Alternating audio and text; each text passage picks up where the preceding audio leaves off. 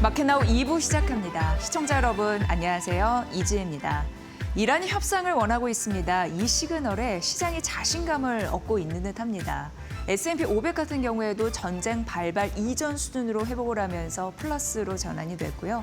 우리 시장 역시 괜찮게 시작을 했죠. 현재는 대형주 조금 더 강한 탄력을 보이면서 코스피 3%, 코스닥 2%, 물론 양시장 상승하는 종목수가 더 많습니다. 그리고 환율이 떨어지고 있습니다. 1,470원대까지 내려왔습니다. 1,478원.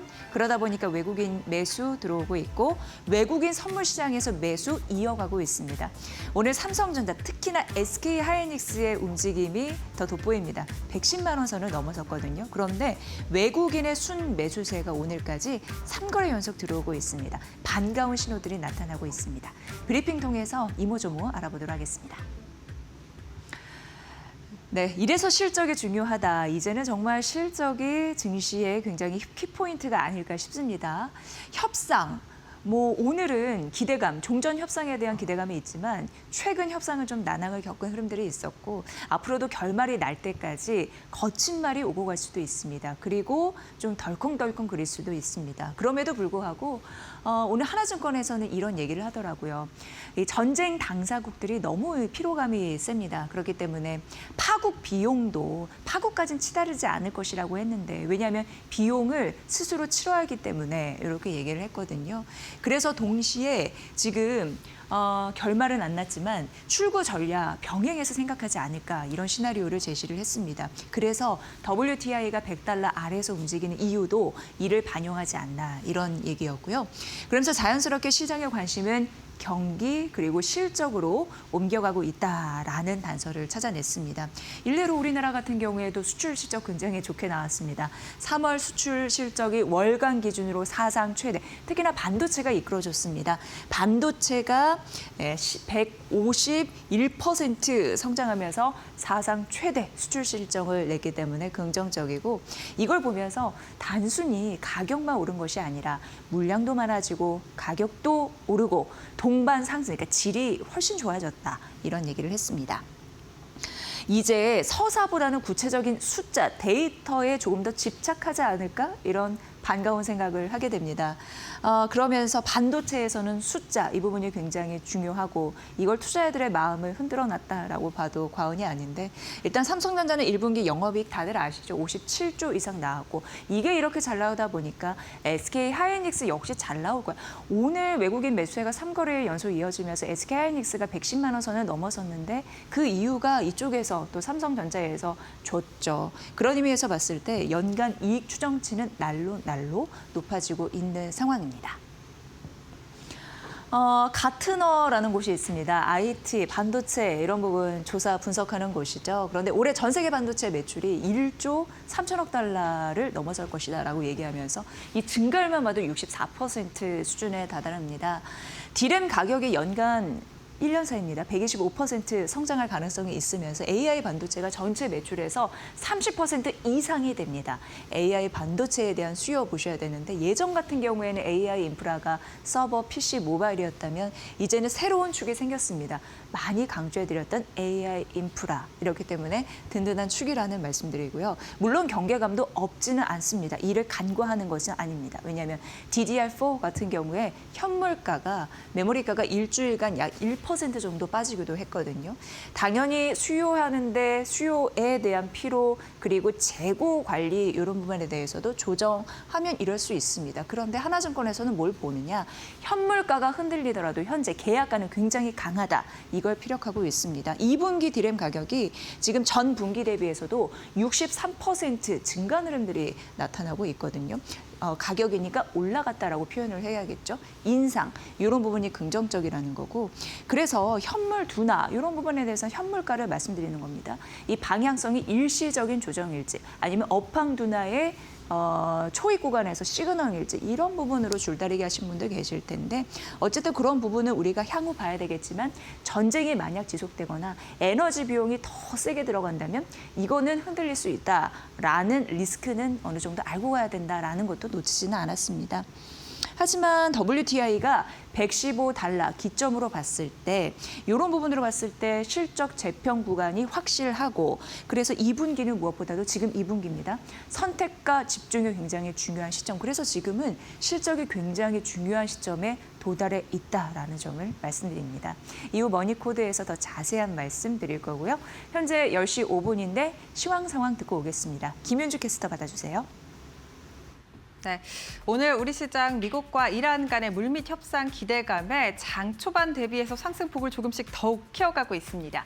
특히나 원달러 환율이 안정되면서 외국인의 수급이 뒷받침되고 있다는 점이 더욱더 긍정적인데요. 트레이딩뷰를 통해서 조금 더 자세한 흐름 살펴보시죠.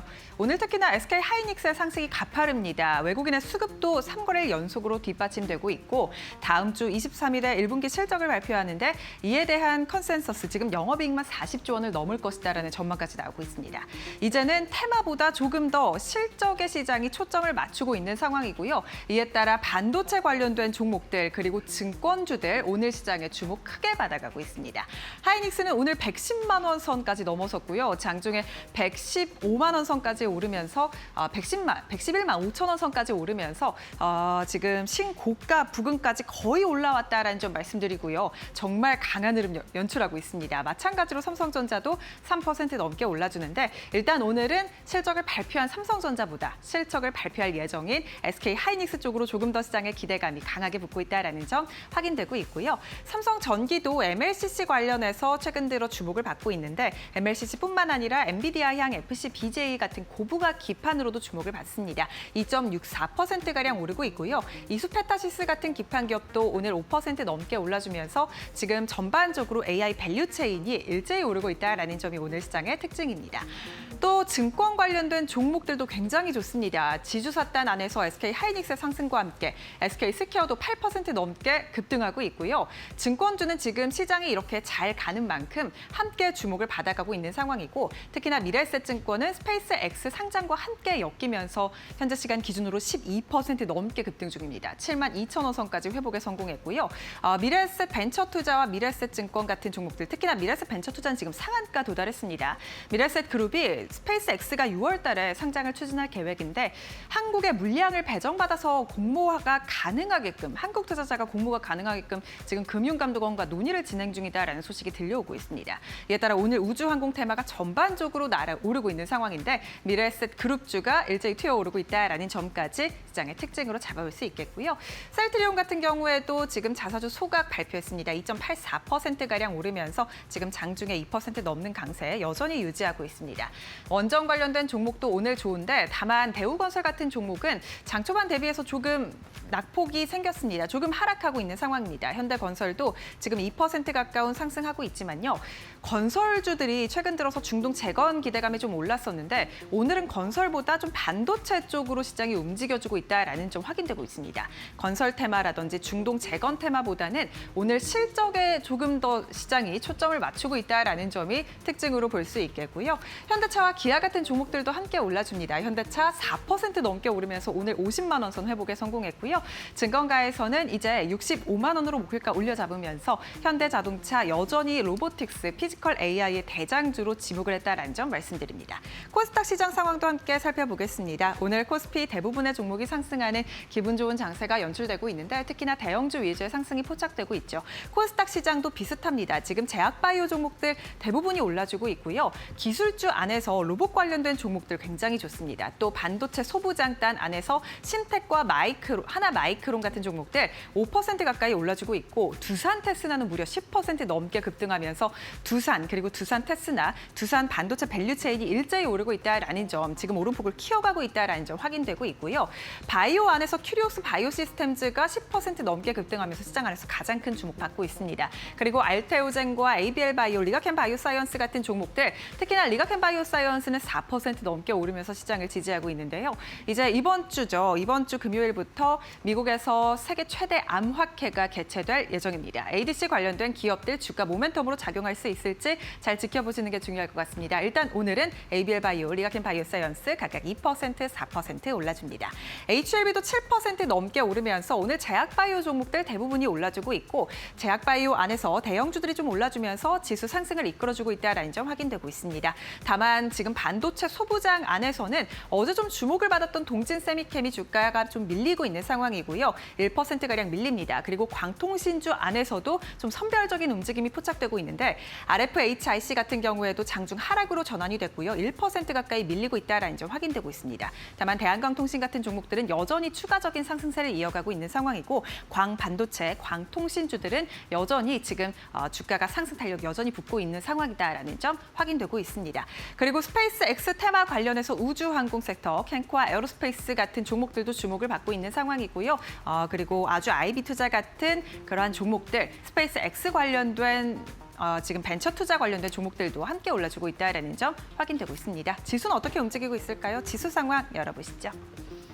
오늘 기술주가 좀 크게 올라주고 있는데 미국 시장의 영향을 받았습니다. 미국 시장에서도 지금 트럼프가 이란이 협상을 강력하게 원하고 있다라고 말하면서 국제유가가 조금 내렸습니다. 이에 따라 기술주들이 좀 급반등했는데 필라델피아 반도체 지수는 거의 만선을 앞두고 있는 상황입니다. 이에 따라 오늘 코스피 안에서도 반도체 그리고 기술주들이 좋은 상황이고 코스닥도 마찬가지입니다. 코스피는 3% 넘게 오르면서 5,990선까지 올라왔고요. 오름폭이 계속해서 확대되고 있습니다. 코스닥도 2% 넘게 오르면서 1,124포인트 지나갑니다. 코스피 200은 900선 회복했고요. 3.56%가량 급등.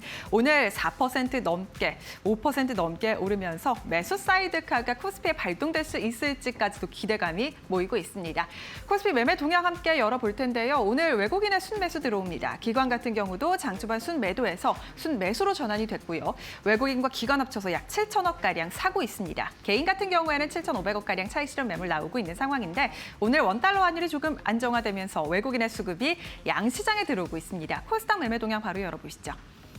코스닥도 마찬가지로 외국인과 기관의 수급 들어오는데요. 외국인 같은 경우에는 지금 조금 방향성을 탐색하고 있긴 하지만 여전히 그래도 순매수로 기조가 변경된 이후 현재 시간 기준으로도 순매수 유지하고 있는 상황이고요. 기관은 70억가량 마찬가지로 좀 방향성을 탐색하고 있지만 그래도 외국인과 기관 메이저 주체의 수급이 오늘 양시장에 들어오고 있다는 점이 긍정적입니다. 개인만의 수급이 빠져나가고 있는 상황인데 오늘 장 막판까지 이 메이저 주체 특히나 외국인의 수급이 이어질 수 있을지 눈여겨보시는 게 중요할 것 같습니다. 지금까지 시장 상황 열어봤습니다. 오늘요, SK하이닉스가 아주 시원하게 올라주고 있습니다. 현재 시간대 7%대, 그리고 SK스퀘어 짝꿍이잖아요. 8% 넘는 급등세를 연출하고 있습니다. 이러면서 SK하이닉스가 장 초반부터 110만 원을 넘어서 움직이고 있고 오늘 수급적인 특징은 외국인의 매수세가 3거래 연속 이어지고 있다는 거, 25만 주 이상 들어오고 있다는 게 확인되고 있습니다.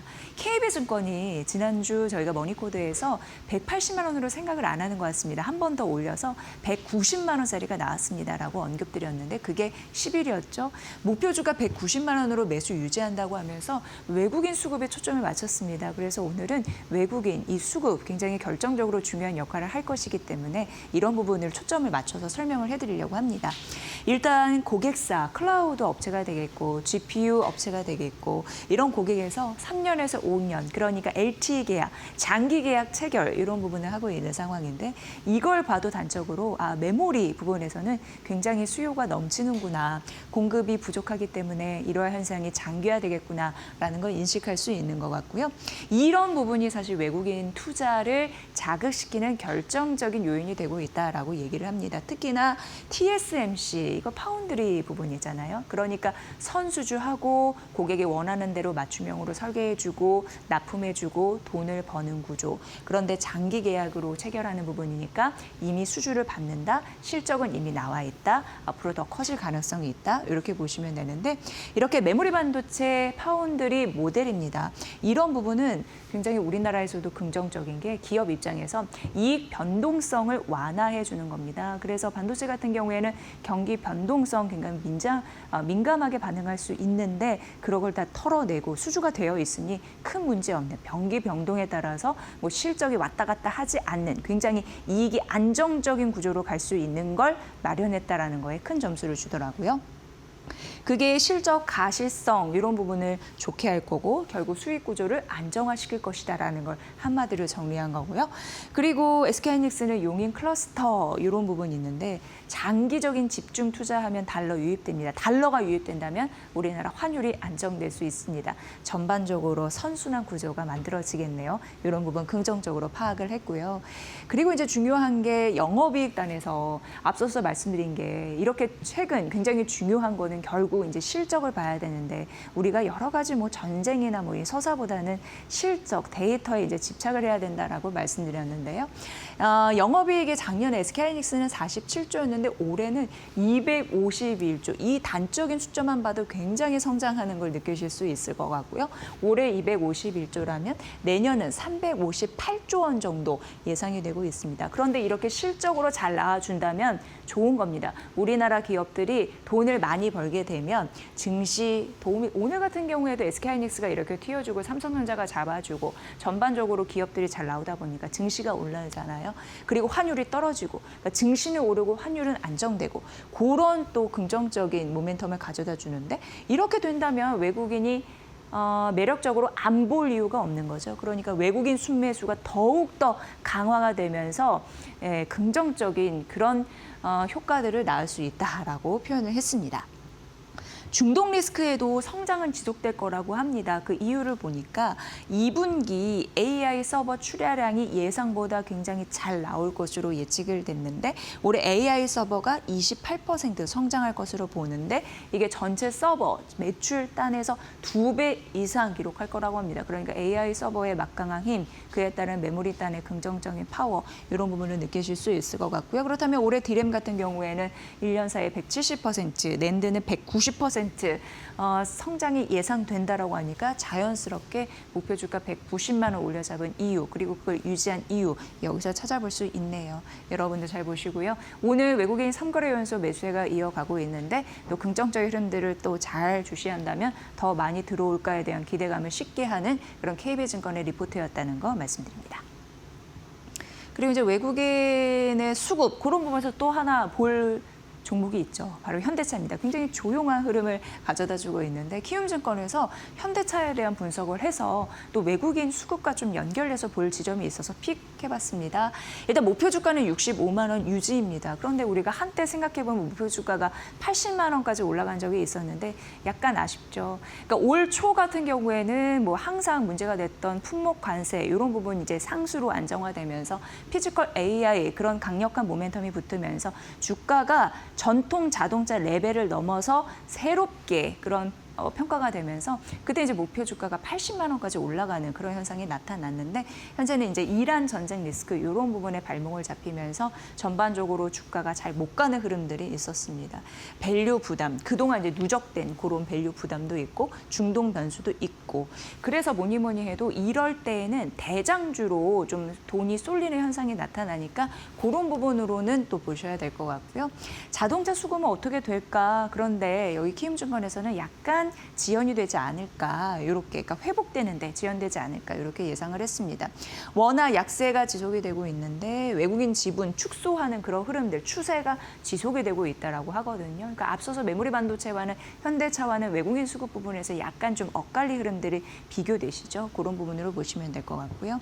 다만 이제 2분기 같은 경우에는 환율이 1,450원대 이하로 안정됐을 때는 투심이 회복될 수 있다라고 합니다. 오늘 같은 경우에는 1,478원 까지 좀 내려와 있는 4원 정도 떨어졌나요? 이런 흐름들이 확인되는데 더욱더 떨어지면서 안정화된다면 그러니까 떨어지는 거는 워낙 강세고 올라가는 건 워낙 약세인데 이러므로 봤을 때 이유는 좀 괜찮아질 수 있다라고 하면서 외화 품질 보증 충당이라고 하는 거는 쉽게 얘기해서 외국에 차를 팔 때 거기서 좀 고장 날 수 있잖아요. 그럼 비용을 대야 됩니다. 그런 충당금이라고 보시면 됩니다. 어쨌든 이런 부분에 대해서 환율이 좀 달라진다면 요게서 좀 쿠션 역할을 할 수 있으니까 그런 개념으로 보시면 될 것 같고요. 여기에서는 좀 안 좋은 시나리오도 우리가 또 생각을 해야 되잖아요. 아직 전쟁 결말은 나지 않았습니다. 그렇기 때문에 호르무즈 봉쇄 3개월 이상이 만에 하나 뭐 지속이 된다면 기대는 낮춰야 된다고 하는데 이유는 2분기에서 3분기 같은 경우에 부품 조달 안 되겠죠. 그리고 원재료비 올라가겠죠. 고유가도 지속이 되겠죠. 요거는 최악의 시나리오가 될 것 같습니다. 그럼 소비 침체되고 실적은 난항을 겪겠다. 이런 부분은 누구나 좀 생각해 볼 수 있는데 결과적으로 지금은 전쟁 반발 그리고 외국인 지분 부분 이런 부분에 대해서 큰 메리트가 없는 상황에서 대장주 쏠림 현상이 좀 지속되고 있는 와중에서 우리가 현대차를 어떻게 봐야 될지 조목조목 따져준 키움증권의 리포트는 좀 의미 있어 보였습니다. 목표 주가 65만 원 유지 이런 부분도 챙겨가세요. 자, 우리넷 보도록 하겠습니다. 우리넷 어제 상한가 갔고 오늘도 굉장히 두 자릿수 상승률 보이고 엄청난 시세 폭발을 하고 있습니다. 그래서 궁금했습니다. 그래서 국내 증권사의 리포트를 찾아봤습니다. 그런데 우리넷을 국내 증권사에서 커버한 유일한 증권사가 하나증권이었고 11,000원에서 커버리지를 시작했고 3월 25일입니다. 이게 이제 한 달 전이죠. 그때 목표 주가를 15,000원으로 올렸는데 오늘 이제 4월 14일 25,000원으로 올려 잡았습니다. 그러니까 하나증권이 유일하게 우리 넷을 분석했고 오늘 목표 주가 25,000원을 올려 잡았고 이 서사를 좀 말씀드리겠습니다. 여기가 이제 전송 장비잖아요. 그런데 본격적으로 어떻게 보면 상승 시점에 진입했다. 이런 느낌을 좀 잘 보셔야 될 것 같습니다. 그러면서 전송 장비의 주도주는 우리 넷이다라고 얘기를 했습니다. 지금 후발주, 그래서 최근 한 달 사이 보면은 이런 섹터에서 후발주가 굉장히 가파르게 오르는 흐름들, 시세 폭등 이런 부분을 좀 맞닥뜨릴 수 있는데 사실 이제 선발주의 상승 여력, 후발주가 이렇게 가다 보면은 결국 앞단에 있는 선발주 또한 추가적으로 상승할 수 있는 가능성이 굉장히 높다라고 얘기를 했고 선발주 같은 경우에는 최근 이런 시세를 봤을 때 2019년이 딱 떠오르잖아요. 그때만 할 것이다. 그때 이상의 시세 분출이 나타날 것이다라고 자신감 있게 하나증권에서는 썼습니다. 그래서 2019년과 현재를 비교 분석을 해보도록 하겠습니다.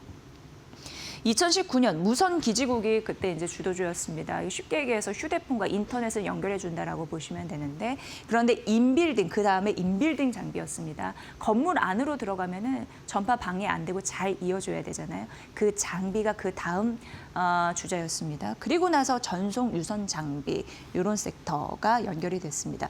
현재 이런저런 얘기는 나오지만 결국 사이클은 같다라고 얘기를 하거든요. 하나증권은 지금 서버 AI 투자 많습니다. 그러면서 데이터가 엄청나게 폭증하고 있는 흐름들이 나타나고 있는데 데이터 이렇게 늘어난 만큼 통신망을 잘 갖춰야 되고 결과적으로 장비 투자를 해야 되고 그러니까 2019년과 현재는 결국 같은 사이클이다라고 언급을 했습니다. 그런 의미에서 전송 장비 이런 부분 눈여겨봐야 된다라는 부분이었고 다음 페이지 만나보면요. 지금 우리넷이 어제 상한가 갔고 그 전에 두 자릿수 올랐고 현재도 상승폭 장중 고점에선 줄이고 있습니다만 결국 오늘도 올라가고 있고 그러다 보니까 PBR 전고점 부담, 그러니까 주가가 너무 오른 것에 대한 부담이 있습니다라는 우려감이 있을 수 있는데 지금 수급을 봤을 때 후발주로 확산이 되면서 선발주 추가 상승의 여력이 있으니 어떻게 보면은 지금이 상승 초입 구간이지 않을까 이런 얘기를 했습니다. 우리넷 같은 경우에는 시장 점유율 1위를 유지하고 있고 전송 장비 주도주로서 후발주 이상의 상승 기대감이 있다라는 부분이었거든요. 앞으로 향후 움직임은 더 봐야겠지만 그래도 오늘 25,000원으로 올려 잡은 하지만 급등에 따른 계속 급등할 수는 없을 테니 항상 목표 주가는 눈여겨보시고요. 우리넷을 분석한 하나증권의 그 리포트에 자세한 내용이 있으니까 관심 있으시면 찾아보시면 되겠습니다. 어쨌든 결과적으로 중요한 부분은 다 언급해드렸습니다.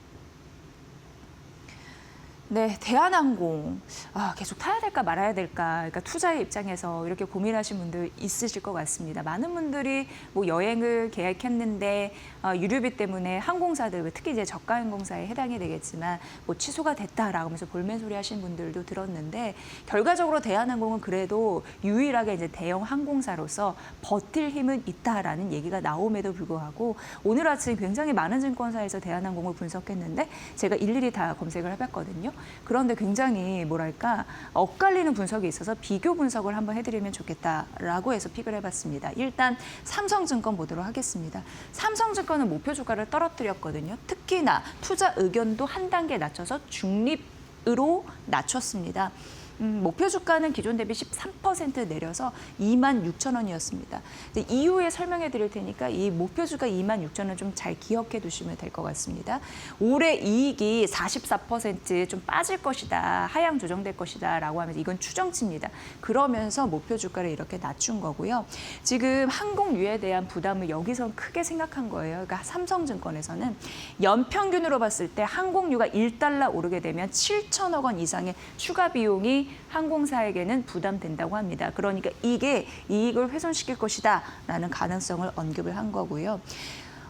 지금 물론 대한항공 같은 경우에는 아시아나 합병 관련해서 장거리 노선에 대한 독점권 이런 부분도 그러니까 점유율 부분에서 그러니까 많다라는 겁니다. 그런 부분도 있고 단거리도 과점 이런 부분을 확보한 부분도 있고 그럽니다.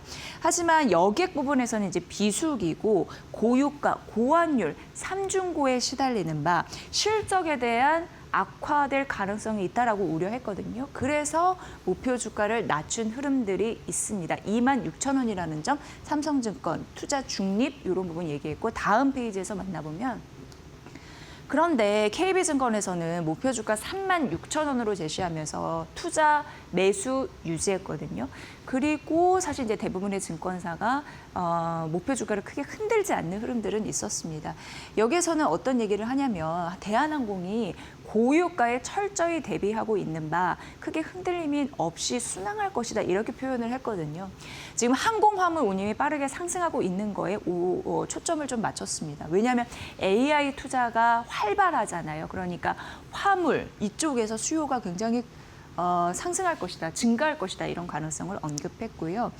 물론 여기에서는 2분기에는 일시적으로 실적이 흔들릴 수 있다라는 부분은 언급을 했습니다. 적자 전환 가능성이 있는데 그러나 경쟁사 쪽에서 좀 죽는다는 거죠. 운항이 떨궈지고 그렇게 되면 대한항공에서는 승객이 조금 더 이쪽으로 쏠리고 화물 AI 투자로 이쪽으로 유입이 되면서 이쪽이 오히려 강화될 것이다라고 가능성을 언급했습니다. 그래서 2분기에는 일시적으로 적자 전환돼도 3분기에는 굉장히 빠르게 그것을 추격하면서 실적이 정상화될 것이다라는 기대감을 얘기했거든요. 그러니까 역시나 3분기 되면 고유가 되더라도 얼마든지 다른 부분으로 가격 전가를 할 수 있다라는 가능성을 언급을 했습니다. 그래서 앞서서 증권사 삼성과 KB증권의 목표 주가는 10,000원이라는 가격적인 괴리가 나오고 있습니다. 이런 흐름 여러분도 잘 보시면서 탈까 내릴까 고민해 보시면 될 것 같습니다. 네, 이제 넷맘을 보도록 하겠습니다. 개인주 투자는 사실 게임 같은 경우에는 굉장히 좀 어렵다라는 생각이 듭니다. 이 리포트를 보시면 조금 그런 부분이 이해가 되지 않을까 해서 픽을 해봤습니다.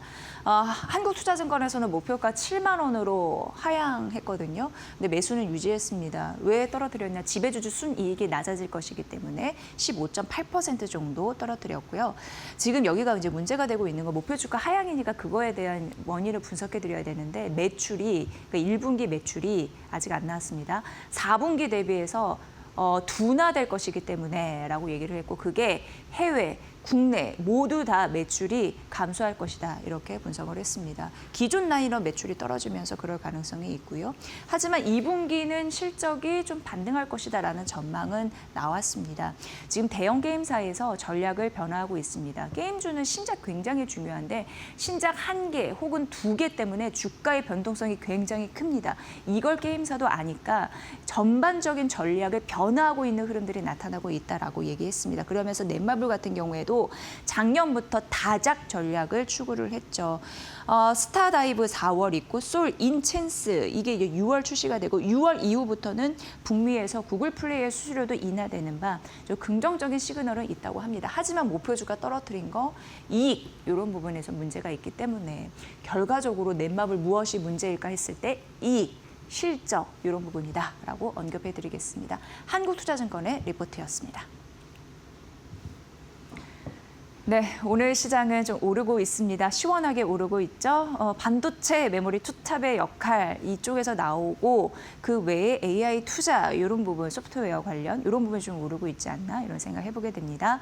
오늘 시장 전반적으로 이 시장의 질 어떻게 파악이 되는지 우리 출구 전략도 잘 세워봐야 되는데 이난희 이데일리 온 파트너 연결해 보도록 하겠습니다.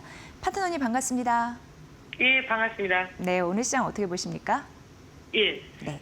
자, 지금 오늘 보면은 지수가 이제 6,000포인트를 다시 이제 재탈환하는 이런 모습을 보여줬습니다.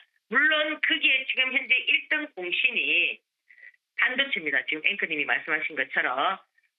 지금 삼성전자를 비롯해서 지금 보면은 SK 하이닉스 같은 경우는 23일 날 실적 발표가 있으니까 물론 이제 삼성전자도 실적 발표를 앞두고 많이 긴장했지만 서프라이즈한 그런 어떤 실적 발표가 나오면서 주가가 한 단계 좀 레벨업하는 20만 원을 지지하는 이런 모습을 보였는데 지금 SK 하이닉스 같은 경우도 역시 마찬가지거든요. 100만 원을 훌쩍 뛰어넘어서 지금 어떻게 보면은 시장에서 삼성전자보다도 더 강한 주도주 역할을 지금 하고 있습니다.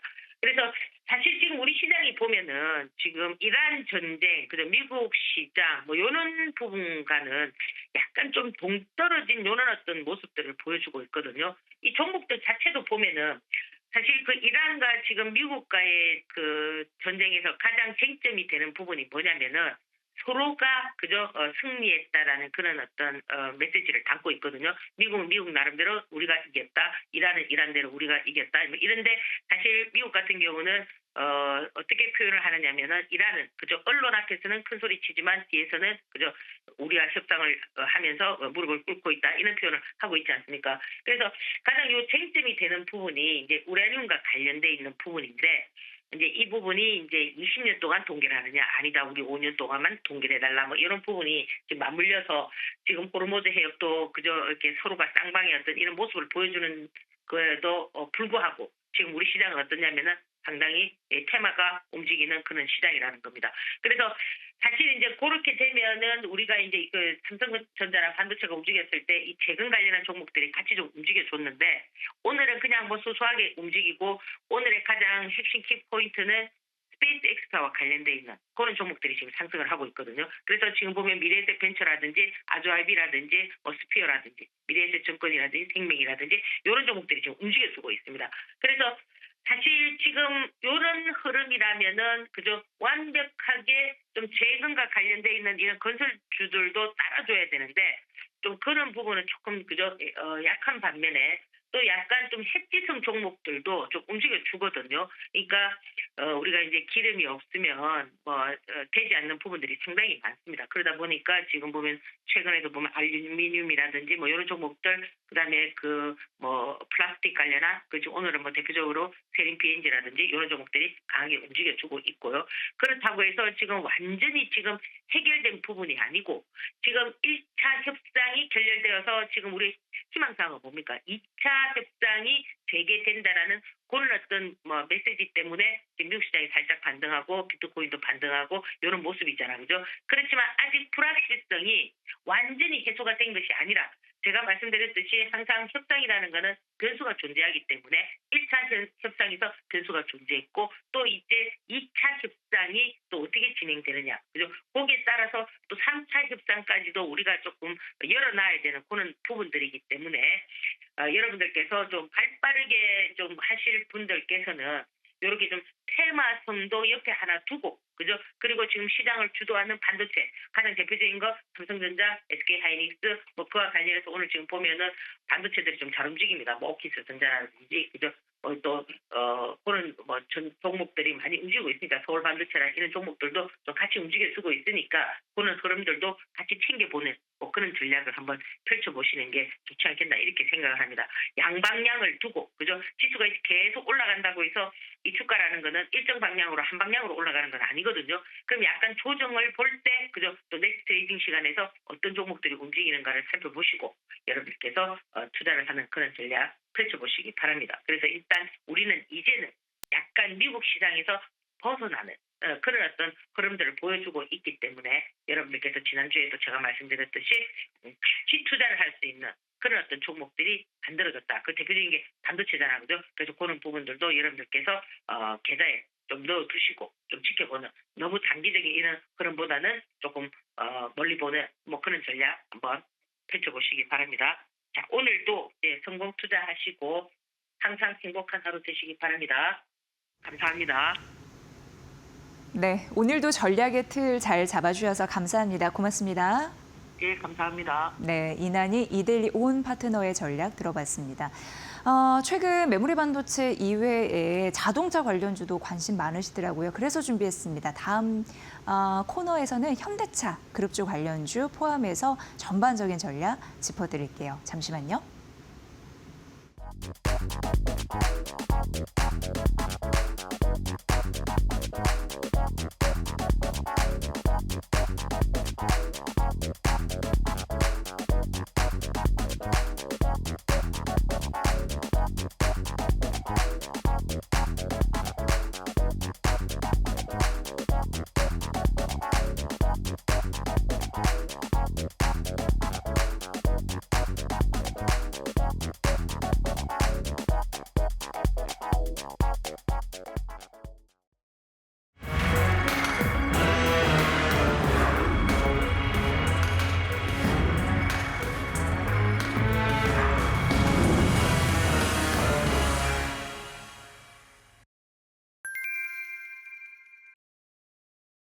탐넌 토탈솔루션이 LG 디스플레이 난징법인 인수를 기반으로 사업 확장에 속도를 내고 있습니다. 차량 한 대에 들어가는 디스플레이가 늘어나면서 이를 하나로 묶어 완성하는 모듈 생산 능력이 핵심 경쟁력으로 떠오르고 있습니다. 탐넌은 이번 인수를 통해 완성차 업체와 직접 거래가 가능한 공급 단계로 올라서며 협상력도 강화했다는 평가입니다. 앞으로는 LCD 패널의 백라이트와 보호 유리를 결합한 일체형 디스플레이 모듈을 생산해 고객사에 납품할 계획입니다. LGD의 우수한 레거시를 모두 물려받았습니다. 우수한 설비, 인원, 품질 시스템 12개의 그 완성차 메이커와 저희들의 제품을 공급하게 되는 고객과 다이렉트로 채널이 생기는 의미 있는 그 성과가 있다고 할 수 있겠습니다. 월 한 원화 기준 1,000억, 연간으로 1조 2천억 정도의 규모의 비즈니스가 탐런으로 확보가 된 글로벌 차량용 디스플레이 시장도 빠르게 커지고 있습니다. 출하량은 2023년 2억 대에서 지난해 2억 5천만 대까지 증가했습니다. 중국 전기차 시장 확대와 함께 차량 내부 디지털화가 진행되면서 디스플레이가 주행 정보와 엔터테인먼트를 담당하는 주요 부품으로 자리 잡은 영향입니다. 이런 흐름 속에서 탐런은 공정 효율화와 가격 경쟁력을 앞세워 중국 시장 공략을 강화하고 있습니다. 특히 모듈 사업은 단순 부품보다 부가가치가 높아 향후 수익성 개선의 핵심 사업으로 꼽힙니다. 현재 중국 자동차 디스플레이 수주 잔고는 약 2천억 원, 전체 수주 잔고는 1조 5천억 원으로 창사 이후 최대 수준입니다. 가공비 측면에서는 한 3에서 5% 정도의 추가 경쟁력을 확보할 예정입니다. 철저한 현지화를 통해서 중국의 저희들의 경쟁사 못지않게 품질과 원가 경쟁력을 앞세워서 수주를 잘 하고 있습니다. 내년에는 1조 5천억 원의 매출에 도전하면서 다만 당기 실적에는 부담도 반영됐습니다. 지난해 매출은 5,501억 원으로 늘었지만 연구개발 투자 확대와 비용 상승 영향으로 영업이익은 감소했습니다. 여기에 중국 업체들과의 가격 경쟁, 전기차 시장 성장 속도도 향후 변수로 꼽힙니다. 회사는 난징법인을 통해 수익성을 개선하는 동시에 중장기적으로 올레드 모듈 사업까지 확대해 고급화 흐름에 대응할 계획입니다. 이데일리 TV 이지은입니다.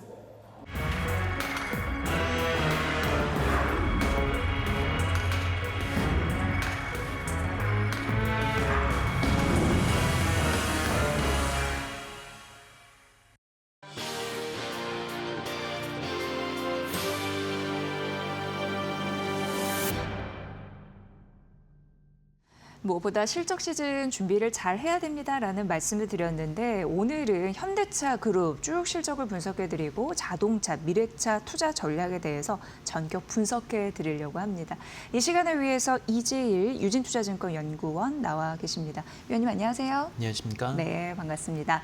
일단 현대차부터 가봐야 되는데 시장에 이제 컨센서스를 조금 못 돌면서 나올까 이렇게 우려하신 분들 계시더라고요. 어떻게 분석하셨습니까? 현대차 네. 1분기 실적은 전년비 좀 감소할 것으로 이렇게 예상이 됩니다. 시장 컨센서스도 하회를 할 것으로 예상이 되는데 주요 원인을 보게 되면 판매 보증 충당금 부담이 상당히 컸다라고 봐야 될 것 같습니다. 얼마 전에 이제 미국에서 팰리세이드 리콜 사태로 인해서 관련된 판매보증 충당금 비용이 반영이 될 것으로 예상이 되고요. 거기에다가 1분기 기말 환율이 상승을 하면서 이 판보증이 달러 부채이기 때문에 이에 따른 평가 손실이 좀 발생하는 부분 때문에 실제 기대에 못 미친다라고 볼 수 있을 것 같습니다. 네. 사실 뭐 자동차 판매 이런 부분도 중요하지만 주가에 미치는 건 AI 투자 관련이 아닐까 이런 생각도 해보게 됩니다. 그런 와중에 최근에 기아의 인베스터 데이가 열렸잖아요. 우리가 많은 또 시그널을 접했는데 어떻게 보셨는지 궁금한데 그 부분도 좀 말씀해 주신다면요. 예. 기아 인베스트데이에서 여러 가지를 많이 공유를 했는데 크게 한 3가지 정도 포인트가 있었던 것 같습니다. 이제 첫 번째로는 하이브리드 전략을 강조를 많이 했고요. 네. 2030년도 전망을 보게 되면은 전기차 판매 전망치는 좀 소폭 하향 조정을 하고 하이브리드는 이제 상향 조정을 해서 브릿지 구간에서 하이브리드가 상당히 좀 중요한 역할을 한다라는 것을 다시 한번 확인했다라고 볼 수 있을 것 같고요. 두 번째로 이제 PBB에 대해서 많이 강조를 했는데 기아가 올해 PB5 출시한 이후로 굉장히 시장에서 좋은 반응을 얻고 있고 앞으로 이 LCV 시장이 많이 커질 것으로 좀 예상이 되기 때문에 여기에서 이제 기아가 선도적인 입지를 다져나가겠다라는 계획을 발표를 한 바가 있습니다. 그리고 세 번째로 보게 되면은 앞서 말씀하신 이제 자율주행 관련된 부분들도 많이 업데이트를 해줬는데 현대차가 지금 기아도 그렇고 엔비디아나 뭐 이제 구글 같은 글로벌 선두업체들이랑 많이 협력 관계를 강화를 해 나가고 있는데 뭐 이런 노력뿐만 아니라 내재를 할 수 있는 자체 역량 구축을 통해서 2028년도 시점에는 레벨 2 플러스의 자율주행 기술을 상용하겠다라는 계획 등을 밝힌 바가 있습니다. 네, 그러니까 첫 번째는 하이브리드, 두 번째는 PBV라고 해서 네. 전용 목적 차량 이런 건데 좀 쉽게는 어떻게 얘기해 볼 수 있을까요? 사실 네. 이게 어떤 플랫폼처럼 여러 가지 다양한 목적으로 활용될 수 있는 전기 상용차 타입이라고 좀 이해를 하시면 좋을 것 같고요. 저희가 ELCV라고 그랬는데 이제 Light Commercial Vehicle의 약자다라고 보시면 됩니다. 네, 그런 부분이 있고 세 번째는 이제 자율주행 이렇게 세 가지 포인트를 기아 인베스터 데이에서 보셨다 이렇게 말씀해 주셨습니다. 근데 기아가 보스턴 다이맥스의 주요 주주 중 하나이잖아요. 그런 의미에서 향후 로보틱스 관련한 시너지 창출 이런 부분을 좀 구체적으로 설명을 들었으면 좋겠습니다. 결국에는 네. 보스턴 다이내믹스와의 시너지는 이제 두 가지 측면이 있을 것 같은데 첫 번째는 당연히 이제 기아가 보스턴 다이내믹스의 주주 중 하나이기 때문에 여러 가지 이제 기업 가치가 상승을 했었을 때 그에 따른 이제 기업 가치 재평가 효과가 주가에 반영이 될 수 있다는 점이 있을 것 같고요. 두 번째로 사업적인 시너지를 보게 되면은 결국에는 스마트 팩토리를 구동을 하고 도입을 하는 데 있어서 로보틱스, 휴머노이드 로봇이 굉장히 중요한 역할을 한다라는 것을 좀 염두에 둘 필요가 있을 것 같습니다. 결국에는 자동화율을 끌어올리고 그리고 여러 가지 비용 코스트 요인을 줄임으로써 시장에서의 경쟁력을 강화를 한다라는 점이 될 것 같고요. 여기에서 보스턴 다이내믹스가 현대차 그룹과 굉장히 밀접하게 지금 협력 관계를 구축해 나가고 있기 때문에 이에 따른 수혜가 있을 것으로 예상이 됩니다. 그리고 이번에 그 휴머노이드 로봇 생산에 대해서 어느 정도 언급이 있었는데 이게 보스턴 다이내믹스가 자체적으로 하기보다는 아무래도 현대차 그룹의 제조 밸류체인을 활용을 해야 되기 때문에 현대차나 기아 같은 경우에도 여기에 참여를 할 것으로 보여서 네. 로봇 제조에 따른 수혜도 있을 것으로 예상이 됩니다. 네, 그러니까 전기차 그리고 말씀해주신 전용 목적 차량 PBV 그리고 이제 로봇 이렇게 확장 전략이 본격화되겠다. 이런 부분 때문에 이제 연초에 주가가 또 튄 흐름들이 있었는데 지속적으로 잘 되고 있는지 투자자 입장에서 이제 보게 되는 것 같습니다. 자, 그럼 현대차 실적 분석은 했고 기아를 알아보고 싶은데 어떻게 생각하세요? 예. 지금 1분기 실적 전반적으로 봤었을 때 사실 작년 1분기가 기저가 상당히 높았습니다. 왜냐하면 트럼프 행정부가 2분기부터 관세 부과를 하겠다라고 언급을 한 바가 있었기 때문에 1분기 때 선수 효과가 좀 있었거든요. 네. 그래서 전체적으로 지금 자동차 업종은 작년 1분기 대비해서 올해 1분기가 실적이 아주 좋다고 보기는 어려울 것 같고요. 다만 이제 기아 같은 경우는 좀 차별화가 되고 있는 부분이 지금 미국 시장에서 굉장히 잘하고 있습니다. 예. 1분기에도 미국 시장 판매가 전년비 많이 감소했음에도 불구하고 기아 자체 판매는 시장이 판매가 늘어나면서 점유율이 5.5%까지 이제 상승을 했고요. 그리고 지금 하이브리드 신차 모델을 중심으로 판매가 굉장히 잘 되고 있기 때문에 수익성 측면에서도 작년보다 많이 강화가 됐을 것 같습니다. 그래서 이런 거를 감안하면은 지금 1분기 때는 작년 기저 때문에 다소 좀 마이너스 요인이 있기는 하지만 2분기부터는 현재 굉장히 우호적인 환율 조건과 그리고 신차 판매 성과를 통해서 실적이 크게 개선이 될 거다 이렇게 보고 있습니다. 네. 그렇다 보니까 1분기보다는 2분기를 바라봐야겠네요. 그런 부분에서 실적 데이터가 더 잘 나올 것이다라고 가능성. 미국 시장에 어쨌든 판매가 잘 되면서 점유율은 높아지고 있다라는 긍정적인 포인트 이렇게 좀 인상적입니다. 그렇다면 이제 현대모비스 봐야 되는데 여기도 어떻게 보면은 그 로보틱스 부품사이잖아요. 실적 전망 어떻게 보십니까? 일단 1분기 실적은 전년 대비로는 개선이 될 것으로 예상이 되지만 네네. 지금 1분기 때 AS 부분은 굉장히 잘 나올 것으로 예상이 됩니다. 이제 네. AS 서비스 같은 경우에는 뭐 주요 어떤 변수들과 크게 영향 없이 양호한 실적이 나올 것으로 예상이 되는데 지금 미국에서 전기차 보조금이 일시적 좀 중단된 영향으로 인해 가지고 전기차 생산에 좀 부진한 영향이 좀 있을 것 같습니다. 그래서 현대모비스가 미국에서 전기차 전동화 부품들을 공급을 하고 있는데 여기에서 AMPC 관련된 보조금 지급도 이제는 전년 대비해서 좀 감소할 것으로 예상이 되고 네. 그리고 현대기아차의 전기차가 지금 아무래도 미국 시장에서는 좀 재고가 있는 상황이기 때문에 생산 조절을 하고 있어서 이런 생산량 감축에 따른 전동화 부분의 적자가 1분기에도 좀 마이너스 요인으로 작용을 할 것으로 지금 예상이 되고 있습니다. 다만 이제는 전체적으로 봤었을 때 워낙 현대모비스는 AS 쪽의 실적이 상당한 큰 비중을 차지하고 있기 네. 때문에 전체적인 실적은 굉장히 좀 탄탄하게 나올 것으로 예상을 하고 있고요. 그리고 앞으로 예전 전망을 봤었을 때 말씀하신 로보틱스 관련된 부분도 굉장히 중요한 모멘텀이 될 건데 지금 현대차그룹의 중요한 전동화 부품들은 다 현대모비스가 공급을 하고 있고 이번 보스턴 다이내믹스의 휴머노이드 로봇 같은 경우도 현대모비스가 주도적으로 핵심 부품들을 다 공급한다라고 지금 언급이 됐기 때문에 이런 부분들은 장기 성장성에서 유효하다라고 봐야 될 것 같습니다. 네. 현대차그룹 3인방, 현대차, 기아, 현대모비스 실적 전망 잘 들으셨죠? 잘 또 대비를 해보셔야 될 것 같고요. 지금 전반적으로 호르무즈 해협 관련해서 고유가 장기화되는 것이 아니냐, 이에 대한 타격을 받을 것으로 예상되니까 바짝 긴장하신 분들 계시더라고요. 그렇다면 어떻게 보면 고유가 장기화에 대한 리스크 이런 부분도 우리가 짚고 가야 됩니다. 지금 상황에서는 어떻게 보세요?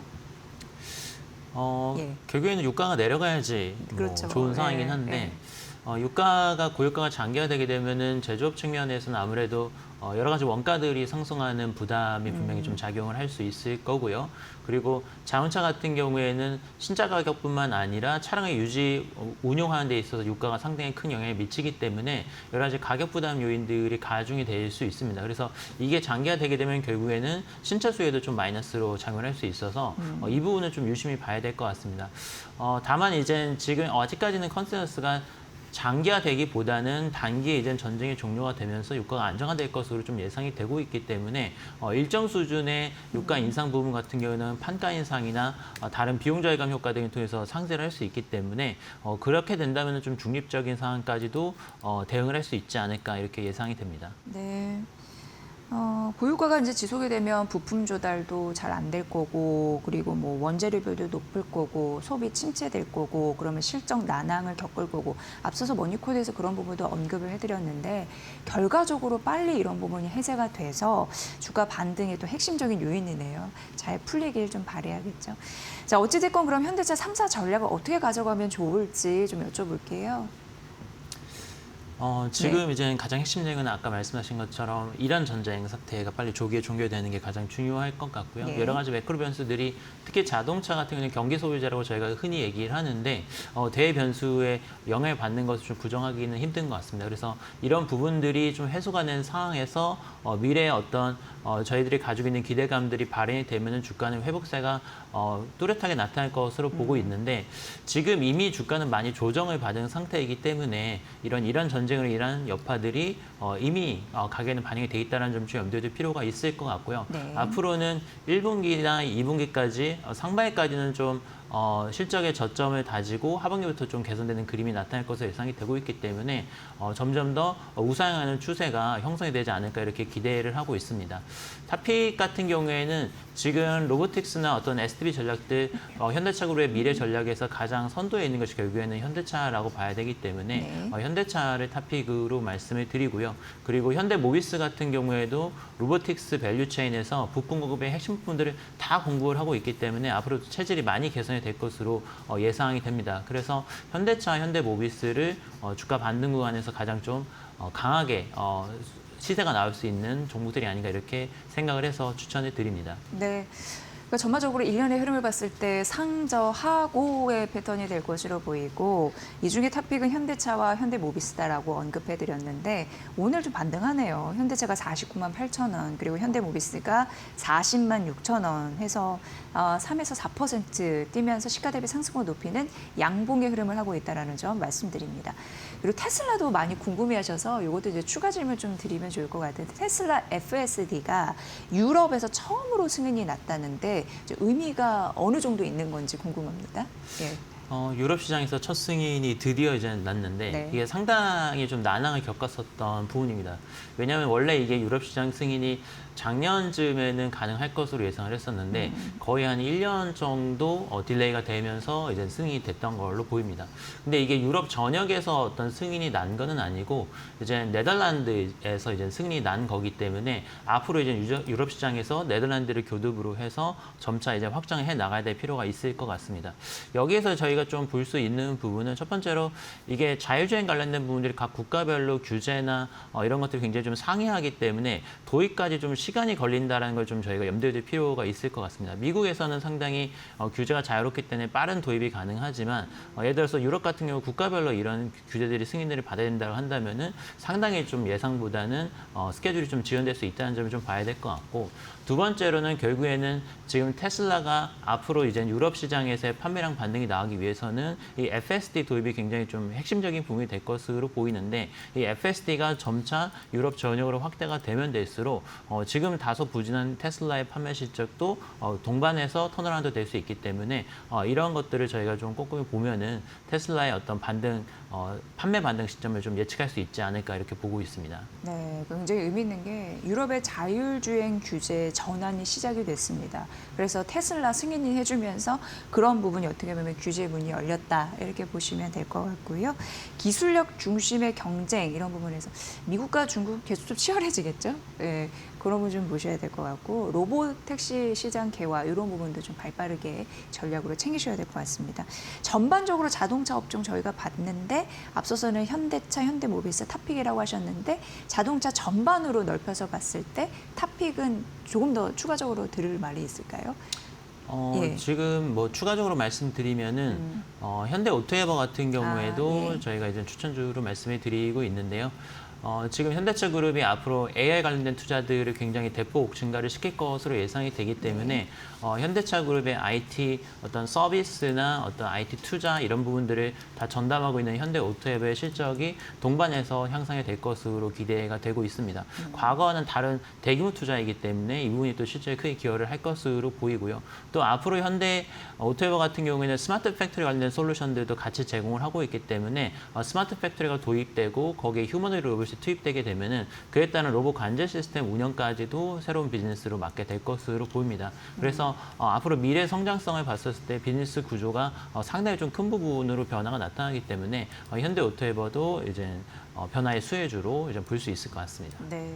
오늘 이재일 연구원님이 말씀해 주신 현대차, 현대모비스, 기아, 현대오토에버까지 2월 말 정도에 52주 신고가 찍다가 주가 조정을 겪었습니다. 이제는 다시 주가 고점까지 잘 갈 수 있을지 눈여겨보시면 될 것 같고요. 실적 포인트 짚어드렸으니까 중요한 단서가 될 것 같습니다.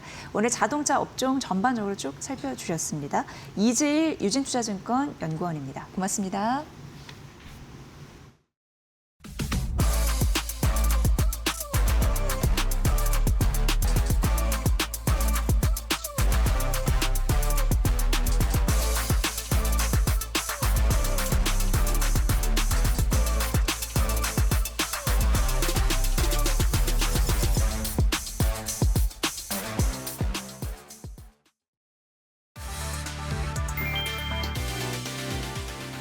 크리스탈린하게 오르기에바 IMF 총재는 수출 제한을 자제하라고 경고하며 전쟁 장기화 시 성장과 물가 충격이 확대된다고 밝혔다. 이미 사상 최악인 글로벌 에너지 시장 충격을 더욱 악화시킬 수 있다고 경고했다. 석유, 가스, 비료 가격이 동반 상승했고 식량과 일자리 불안까지 번졌다. 특히 에너지 수입국과 저소득국에 피해가 집중되며 글로벌 불균형이 심화됐다. 상황을 키운 건 군사 조치였다. 도널드 트럼프 대통령이 이란 해상 봉쇄를 단행하면서 공급망 불안이 현실화됐다. 이에 이란은 보복을 경고하며 중동 전역 긴장이 재차 고조됐다. 에너지 시스템도 흔들렸다. 파티 비롤 IEA 사무총장은 80곳 이상의 석유가스 시설 피해를 언급하며 가장 심각한 교란이라고 평가했다. 비축유 4억 배럴 방출에도 추가 대응 가능성을 열어두며 위기 장기화를 시사했다. 도널드 트럼프 대통령이 이란 해상 봉쇄를 전격 개시했다. 미국 해군은 현지 시간 오전 10시, 한국 시간 오후 11시부터 봉쇄 작전에 돌입했다. 호르무즈 해협 봉쇄에 대한 정면 대응이었다. 이번 조치는 페르시아만과 오만만을 드나드는 모든 선박에 적용됐다. 미국은 동맹국 지원 참여도 예고하며 다국적 해상 통제 확대에 나섰다. 에너지 수송로를 차단해 협상 주도권을 확보하려는 전략이었다. 트럼프 대통령은 이란이 핵 합의를 강하게 원하고 있다고 주장했다. 60% 농축 우라늄 약 440kg 확보 사실을 언급하며 핵무기 전환 가능성을 압박했다. 핵 포기 없이는 합의도 없다는 입장을 분명히 했다. 한편 봉쇄 속에서도 하루 34척 선박이 호르무즈 해협을 통과했다. 미국은 긴장 완화 신호라고 평가했지만 쿠바를 다음 대응 대상으로 거론하며 전선 확대 가능성도 시사했다. 중동 리스크는 여전히 진행형이었다.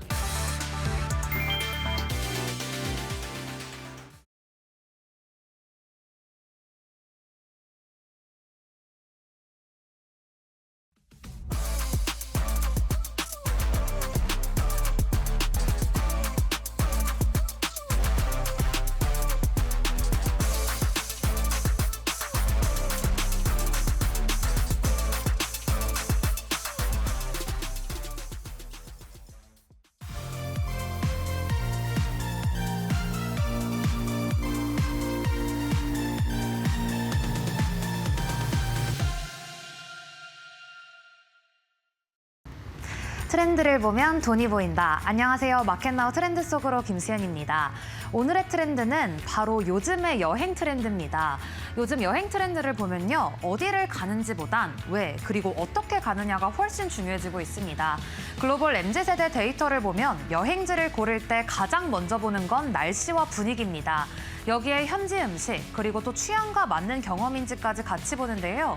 특히 Z세대는 음식보다도 자신의 취향에 맞는지 그 여부를 더 중요하게 보는 흐름이 뚜렷하게 나타나고 있습니다. 그런데 흥미로운 건 여기서부터입니다. 여행지를 고르는 단계에서는 감성이 중요했다면 실제로 여행을 계획하는 단계에서는 완전히 그 기준이 바뀝니다. 가장 먼저 고려하는 건 개인 안전이고요. 그 다음이 일정 관리의 편의성과 이동, 예약 같은 인프라입니다. 즉 여행은 감성으로 시작했지만 결제는 철저하게 현실적인 기준에서 이뤄지고 있다는 겁니다. 이 흐름 때문에 단순 콘텐츠보다도 예약 플랫폼이나 이동 서비스 쪽으로 돈이 붙는 구조가 만들어지고 있는데요. 이 변화는 한국 직장인들에서 더 뚜렷하게 나타납니다. 요즘은 긴 휴가를 한 번에 쓰기보단 짧게 여러 번 떠나는 방식이 확산되고 있습니다. 실제로 절반이 넘는 직장인들이 올해는 짧은 여행을 더 자주 가겠다고 답했습니다. 연차 사용 방식도 바뀌고 있는데요. 보통 2에서 3일 정도만 쓰고 주말과 붙여서 효율적으로 사용하는 경우가 많고요. 연차를 아낄 수 있다면 비용을 더 내는 것도 감수하겠다는 응답까지 나왔습니다. 이 흐름을 보면 왜 여행 수요가 일본이나 대만 같은 단거리 지역으로 쏠리는지도 자연스럽게 설명이 되는데요. 비행 시간이 짧고 일정 짜기 쉽고 또 수익률이 낮기 때문입니다. 최근에는 도쿄나 오사카 같은 대도시를 넘어서 일본의 중소도시까지 수요가 빠르게 확산되고 있는 것도 같은 맥락입니다. 이와 맞물려서 항공주의 흐름도 단기적으로 반응이 나타나고 있습니다. 최근 시장에서는 대한항공을 비롯해 제주항공, 진에어, 티웨이항공 등 주요 항공사들이 일시적으로 동반 상승세를 보이기도 했습니다. 이는 국제유가가 배럴당 $100를 돌파하면서 변동성을 키우는 가운데 유류 할증류 인상 이전에 항공권을 선제적으로 확보하려는 수요가 증가하고 있기 때문으로 풀이됩니다. 즉 비용 상승 우려가 오히려 예약 수요를 앞당기는 흐름으로 이어지면서 단기적인 실적 기대감이 주가에 반영되고 있는 구간입니다. 다만 중장기적으로는 시각을 나눠서 볼 필요가 있습니다. 먼저 현재 구조를 보면요. 고유가 환경이 이어질수록 항공사들의 비용 부담은 점진적으로 확대될 수밖에 없습니다. 증권가에서는 국제유가가 90에서 $100 수준에서 유지될 경우 연료비 증가분이 본격적으로 실적에 반영되면서 수익성 압박이 불가피하다고 보고 있습니다. 항공사는 비용 구조상 연료비 비중이 높은 만큼 운임 인상이나 유류 할증료만으로 이를 온전히 상쇄하기 어렵다는 분석입니다. 여기에 환율 상승까지 더해지면서 비용 부담이 이중으로 확대되는 구간에 진입하고 있다는 점도 함께 지적되고 있습니다. 이런 환경에서는 업종 내에서도 종목별 차별화가 중요해집니다. 대표적으로는 대한항공의 경우 단순 여객 수요에만 의존하는 구조에서 벗어나 항공우주나 방선 사업으로 포트폴리오를 확장하고 있다는 점이 긍정적으로 평가되고 있습니다. 증권가에서는 항공 우주 부문의 수주 잔고 확대를 기반으로 중장기 성장 기반이 강화되고 있고 또 특히 무인기와 군용기 산업이 본격화되는 시점부턴 실적 기여도가 크게 확대될 가능성이 높다고 보고 있습니다. 이에 따라 목표 주가 상향 등 긍정적인 시각도 이어지고 있는데요. 결국 현재 항공업종은 단기적으로는 수요 선반영에 따른 모멘텀이 작용하는 구간이지만 중장기적으로는 유가와 환율이라는 매크로 변수 그리고 사업 다각화 여부에 따라 주가 흐름이 차별화될 가능성이 높다는 점까지 함께 체크해 보셔야겠습니다. 그렇다면 저는 내일 또 재밌는 트렌드로 돌아오겠습니다. 안녕.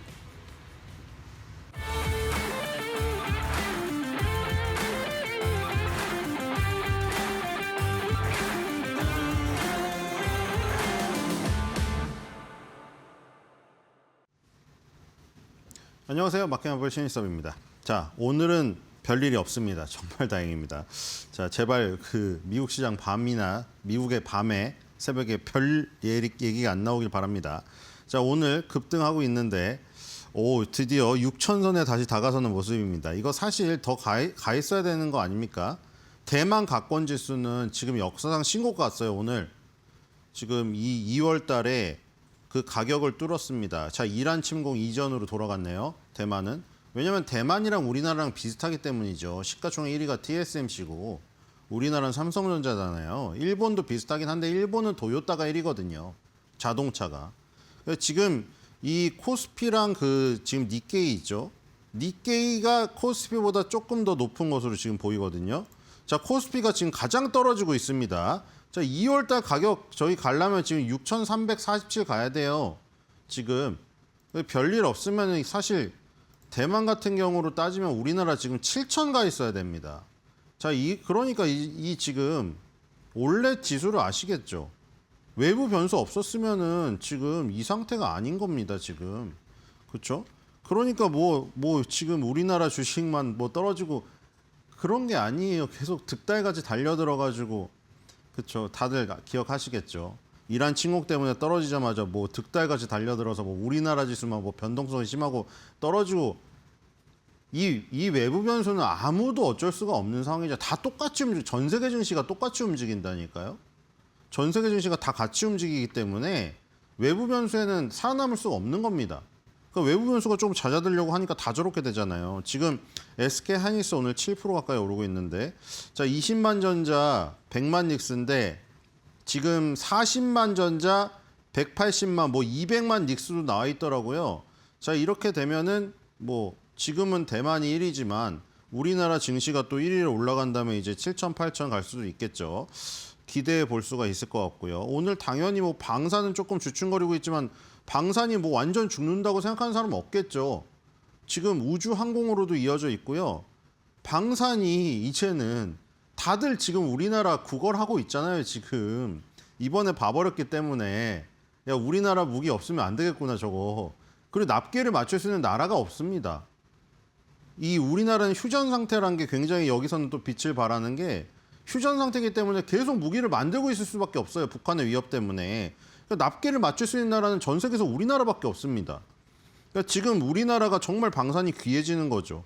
그러니까 뭐 이걸 장기적으로 본다면 또 기회가 될 수도 있을 것 같고 방산이 오늘 하루 조금 주춤거리는 건 당연히 반사적으로 반도체나 이런 섹터가 강하니까 반대적으로 가는 거지 뭐 죽은 게 아니죠.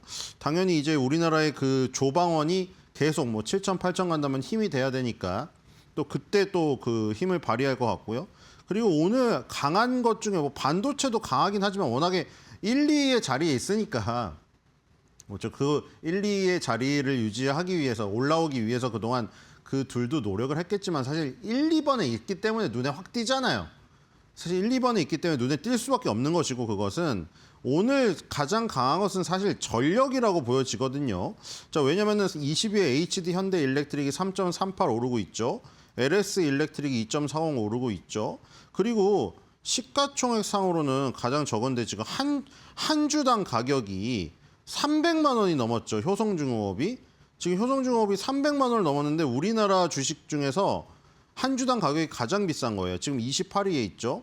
오늘 효성중공업은 조금 마이너스이긴 한데 300만 원 돌파를 어저께 하고 나서 오늘 유지하고 있습니다. 303만 원이거든요.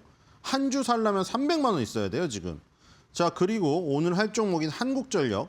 한국전력은 약간 뭐라 그럴까 터줏대감 그 약간 노인 같은 분위기인데 우리나라에서 엄청나게 오랜 세월을 견뎌내었는데 재미가 없었던 주식에서 요즘에 재미가 좀 생기고 있는 주식이죠. 그래서 한국전력을 보도록 하겠습니다. 자, 오늘 그 거래소 상승률 상위 봤더니 알미늄 종목이 아직도 올라와 있네요. 남선 알미늄 종목이. 자, 그러니까 지금 저기서도 보시다시피 지금 뭐 안정은 돼가고 있는 것 같은데 계속해서 해협 봉쇄 이것 때문에 알루미늄 가격이 지금 계속 그 강세를 보이고 있어요. 자, 한국전력 보겠습니다. 한국전력 재미없었는데 갑자기 2026년도 들어서 재밌는 주식이 되었죠. 이렇게 재밌는 주식이 될지는 정말 예상치도 못했습니다. 자, 그러다가 지금 조금 주춤거리고 있죠. 왜냐하면 전기 만드는데 원유 쓰이잖아, 원유. 그러니까 유가가 급등하니까 이것도 지금 마진 압박이 있는 거예요. 자, 지금 보겠습니다. 또 한국전력 또 오랜만에 또 떨어졌다고 또 뭐 아쉬워하는데 사실 그쵸? 10년 동안 떨어졌습니다, 여러분들. 너무 그런 것들을 또 상기시키면 그렇지만 10년 동안 참으셨던 분들도 많이 있어요. 자, 근데 뭐 그렇죠. 그걸 하면 또 아쉽기도 하죠. 10년 동안 참아가지고 이제 오르려고 하는데 그거 오르고 떨어지냐 뭐 그럴 수도 있겠지만 뭐 다시 오를 것 같습니다. 자, 보도록 하겠습니다. 뭐 몇 번 본 것 같아요. 89년도에 증시 상장됐으니까 역사가 너무 오래됐습니다. 자, 한국수력원자력과 5개의 발전사를 갖고 있는데 한국수력원자력에서 원자력 발전하고 나머지 5개 발전사에서는 화력 발전을 아직도 하고 있습니다. 자, 얼마 전기를 팔았냐? 전력 판매가 41만 9,866 기가와트 C를 판매를 했고 원자력 발전 부문에서 14만 44 기가와트 C를 생산을 했네요. 자, 그리고 화력 발전에서 친환경 전환이 가속화되고 있다. 화력 발전도 친환경으로 좀 어떻게 바꿀 수 있는 방법이 있나 보죠. 자, 그다음에 해외 신재생 에너지 사업하고 있고요. 보니까 아랍에미리트가 또 끼어 있네요. 아랍에미리트는 진짜 우리나라의 진짜 최우방 아닙니까? 이렇게 보면 지금 그렇죠. 이번 천궁투를 계기로 더욱더 저기 된 것 같아요. 끈끈해진 것 같아요. 아랍에미리트 괌 사우디에 있고 국내 신재생 에너지 건설 해가지고 해상풍력 양수 발전 하고 있습니다. 자, 눈송이 분석 보겠습니다. 한국전력은 역시 재미가 없는 주식이라는 게 이 미국은 이제 성장하면서도 배당을 주는 주식들이 많잖아요. 캐터필러도 주가 엄청나게 오르는데 고배당 주거든요. 자, 근데 한국전력은 그냥 재미없고 재미가 없으면 다행인데 재미가 없는 걸 넘어서서 시세 차손을 줘요. 저 오래 갖고 있었는데 물가 상승률보다 안 줬잖아요. 그런데 이제 배당을 주니까 그래 배당은 주니까 연말에 그냥 잠깐 사는 거고 뭐 가치 점수가 높은 건 주가가 안 오른 거니까 재미가 없는 주식이었어요. 손실만 주고 과거 실적은 좋은데 미래가 불투명하고 이런 거였는데 최근에 재밌어졌죠. 자, 수익을 보겠습니다. 돈은 많이 벌어요. 돈은 많이 버는데 이게 이 주식시장은 스펙이 좋은 게 오르는 게 아니라고 했잖아요. 섹시해야 된다니까요. 섹시하지 않으면 안 올라요. 자, 이 145조를 벌어다가 버는 곳에서 송전 및 배전, 송배전에서 거의 100조를 버니까 다 송배전이네요. 거의 그렇죠? 막대기가 다 송배전에 몰려 있습니다.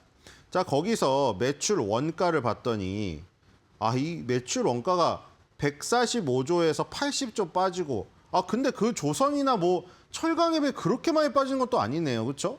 걔네들 막 90% 빠지는 것도 많았잖아요. 이거는 지금 80조 빠지니까 16조 남습니다. 자, 거기서 비용이 반이 빠지네요. 그래, 비용이 반이 빠지는데 비용이 나가는 거 봤더니 가장 많이 나가는 게 요 일반 관리비랑 그다음에 요 비영업 비용이 역시 가장 많이 나가죠. 5조가 비영업 비용입니다. 역시 이제 영업 비용을 제외하고 이런 빌리는 이자 비용이나 이런 금융 비용이 많이 발생함을 알 수가 있습니다. 그래서 145조 매출을 내 가지고 8조 절대적인 수치로는 큰데 145조 찍고 8조는 좀 적긴 하네요. 그렇죠? 어쩔 수 없이 전력도 설비가 많이 들어가니까요. 자, PER 보겠습니다. 한국전력이 PER이 3배입니까? 아직도? 그래서 저 가치 점수가 높았던 거군요. 가치 점수가 높은 게 좋은 게 아니라니까 이게. 이 지금 배수가 3.2배잖아요.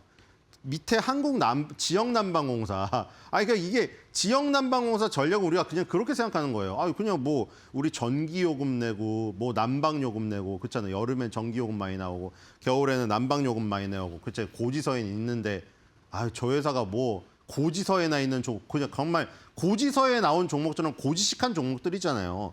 근데 갑자기 재밌어져서 이제 PER이 조금 높아질 수가 있는 지금 이런 상황인 것 같은데 한국전력 산업발전 뭐죠? 한국전력 산업발전이 145.4배를 받고 있는데 이 평균적으로 59.1배인데 한국전력은 3.2배면은 이건 평균에 비해서 얼마가 낮은 거예요? 거의 무슨 밑바닥에 붙어 있는 수준이죠.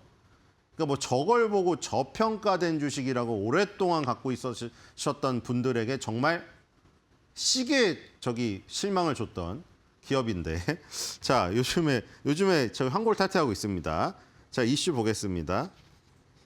자 이게 왜 환골 탈퇴하고 재밌어졌냐? 갑자기 얘가 이제 원전 투자가 붙어가지고 원자력 발전 관련주로 두산에너빌리티랑 묶였잖아요. 그러니까 우리가 고지서에서만 보고 전기요금 마이너스 갑자기 이러다가 얘가 원자력 발전을 막 수출한다고 하니까 이게 완전 왜 어떤 포인트가 오르는지 아시겠죠? 평생 한국전력이 안 오르다가 원자력 발전 수출주로 바뀌니까 섹시한 부분이 생긴 거예요. 시장이 그런 거 안 생기면 주가가 안 올라요. 스펙이 아무리 좋아도 소용이 없어요. 자 보니까 중장기 원전 관심 고조로 투자 매력 유지. 결국에 저겁니다. 원전이 나왔다. 그리고 핵심 성장 동력은 북미의 원전 투자다. 아주 중요하죠. 한전 중심의 대형 원전 건설. 그다음에 이제 SMR도 붙었잖아요. 소형 원전까지 붙었고 웨스팅하우스 저게 지금 계속 걸림돌인데 웨스팅하우스가 계속 옛날에 그 기술력 한 번이라고 그렇지만 기술력을 이전해주고 자기 원천 기술 갖고 한다고 계속 목리를 부리는 바람에 지금은 그 정도 기술력이 없답니다. 웨스팅하우스도. 그동안 너무 많이 쉬어가지고. 근데 계속 태클을 거니까 그리고 이제 유럽 중심의 원전 건설 계획 체계해서 중국 러시아가 강자인데 사실 중국 러시아는 우리가 제외를 하고 생각해야 되잖아요. 한국 원전 산업 경쟁력 부각. 어차피 중국 러시아랑 경쟁을 하지 않기 때문에 자 그래서 한국전력의 핵심 역할 이 부각이 된다. 완전히 수출주로 변신했잖아요. 정말 내수주였다가. 근데 최근에 떨어진 게 이겁니다. 이제 두바이유 전망이 상향돼서 지금 호르무즈 해협 봉쇄에다가 미국이 완전히 그 해협 통째로 봉쇄를 해버렸죠 지금. 미국 시간으로 10시부터 봉쇄 중입니다 지금. 자 그래서 배럴당 75달러로 지금 예상을 했다. 그랬더니 2027년에 BPS, EPS가 아니라 BPS니까 주당 순자산이 3% 하향되고 목표 PBR이 0.546배로 조정이 됐어요. 그래서 지금 연료비 연동제가 유명 무실화됐다 이게. 그래서 이 단기 실적 부진 때문에 조금 이런 부분이 있는데 중장기 원전 투자가 매력적이기 때문에 매력이 유효하다. 이렇게 지금 마무리를 한 지금 상황입니다. 자 커뮤니티 가보겠습니다. 자 한국전력 오늘도 워낙에 지금 이제 다시 올라가니까 자 이제 다시 구조대를 기다리시는 모습이에요. 언제나 이 찰은 어디 갖다 붙여도 다 어울리는 것 같아요. 그렇죠? 여름 되면 또 나올 것 같죠. 이 영화 시리즈, 공포 영화. 자 60층 언제 와? 제발 60층 구원해줘. 야 이러면 나 더 못 사잖아. 더 올라야지 떨어진 게 얼만데. 자 이제 구조대가 오니까 다시 마음이 급해져서 갑자기 글이 확 늘어났어요. 지금 한국전력 게시판에 그동안 조용하다가 지금 오르니까. 자 다 구조를 받으시기 바라고요. 자 코스닥 보겠습니다. 역시 오늘 코스닥은 조금 오르긴 하는데 역시 코스피를 조금 쏠리다 보니까 약간 소외받는 감이 없지 않습니다. 어쩔 수 없어요. 형님 먼저 가니까요. 자 오늘은 레인보우 로보틱스, ABL 바이오, 그다음에 HLB 역시 바이오 로봇이 굉장히 강세를 띄고 있네요. 로보티즈까지 이런 모습이고요. 코스닥에 봤더니 상한가는 여러 개 있는데 역시 눈에 띄는 건 저 아주 IB 투자가 상한가를 간 저 모습이네요. 오늘 저거에 연관된 종목이거든요. 저는 스피어를 준비했습니다. 자, 아주 IB 투자. 저 미래에셋 벤처 투자 빼놓으면 섭섭할 뻔했어요. 아주 IB 투자랑 미래에셋 벤처 투자 두 개가 상한가를 갔습니다. 두 개의 공통점 뭔지 아시죠? 저 스페이스X 투자했다고 해서 지금 둘이 난리 난 종목들이잖아요. 그러니까 오늘은 지금 벤처 캐피탈이 먼저 상한가를 갔네요. 저는 부품 회사를 준비했어요. 스피어. 스피어가 이제 부품 회사죠. 보도록 하겠습니다. 자, 일단은 먼저 투자한 회사가 먼저 조금 더 강하게 가는 것 같아요. 그래서 미래에셋 벤처 투자, 아주 IP 투자가 두 개가 상한가를 가버렸는데 이제 그 부품주 중에서는 스피어가 지금 가장 많이 오르고 있거든요. 자, 저게 지금 이제 4월 중순이니까 거의 지금 이제 다가왔네. 이게 스페이스X 상장이 요즘에 테슬라가 좀 별 볼 일이 없잖아요. 지금 포커스가 다 저기로 가버렸어요. 스페이스X로 가버렸어요. 예전만큼 막 테슬라의 무슨 차세대 차량이나 이런 거 관심이 없고, 야, 스페이스X 언제 상장해? 뭐 그거에 관심이 있다 보니까 테슬라가 약간, 그쵸? 옛날엔 분명히 일황이었는데, 그쵸? 서학개미 분들이 제일 좋아하는 주식 아니었어요? 지금 아마 자리 잃었죠? 서학개미 분들 순매수 상위 1위 자리 지금 테슬라 뺏겼을 거예요. 그 정도로 좀 관심이 조금 덜해졌는데, 어쩔 수 없어요. 세계 지금 하늘의 태양은 하나밖에 없습니다. 자, 그래서 앨런 머스크의 마음은 모르겠지만 앨런 머스크도 어쩔 수 없이 제스처가 일로 취해질 것 같아요. 왜냐면 상장 그 IPO 저기에서는 계속 인터뷰도 그쪽으로 질문이 들어올 거 아니에요. 자, 그래서 스피어 여기 핵심 부품 회사로 지금 떠오르고 있거든요. 봤더니 글로벌 탑5 티어 1 공급사로 되어 있네요. 우주 항공용 특수 합금을 OEM으로 제조해주는 업체입니다. 발사체 부품을 공급하는데 여기에 역시 고내열과 고내식이 필요하죠. 왜냐하면 여긴 정말 극한, 대기권 밖으로 가가지고 무슨 화성이나 달 탐사를 가야 되기 때문에 극한의 환경이에요. 거기서 버틸 수 있는 특수 합금이 필요합니다. 봤더니 이제 글로벌 민간 우주기업 스페이스X 등 공급 본격화. 저기 예전에 그 수주 공시 나왔을 때 그 이름은 안 나왔는데 그게 스페이스X였잖아요. 10년짜리 장기 계약이었거든요. 왜냐하면 이 특수합금 한 번 선택하면 중간에 바꾸기가 어렵죠. 그걸로 계속 실험을 하고 계속 재발사를 해야 되는데 갑자기 중간에 다른 걸로 바꾸기가 어렵잖아요. 그렇기 때문에 장기 계약이 나온다는 거. 그래서 지금 시장 입지가 공고화되고 있다. 지금 당장은 실적이 그렇게 좋지는 않습니다. 매출액이 4.1% 줄었고요. 영업이익도 55.5% 줄었습니다. 단기 순이익만 172.9% 는 상태죠. 자, 이것도 보겠습니다. 이건 스펙이 별로 좋지 않아요. 잘 보세요.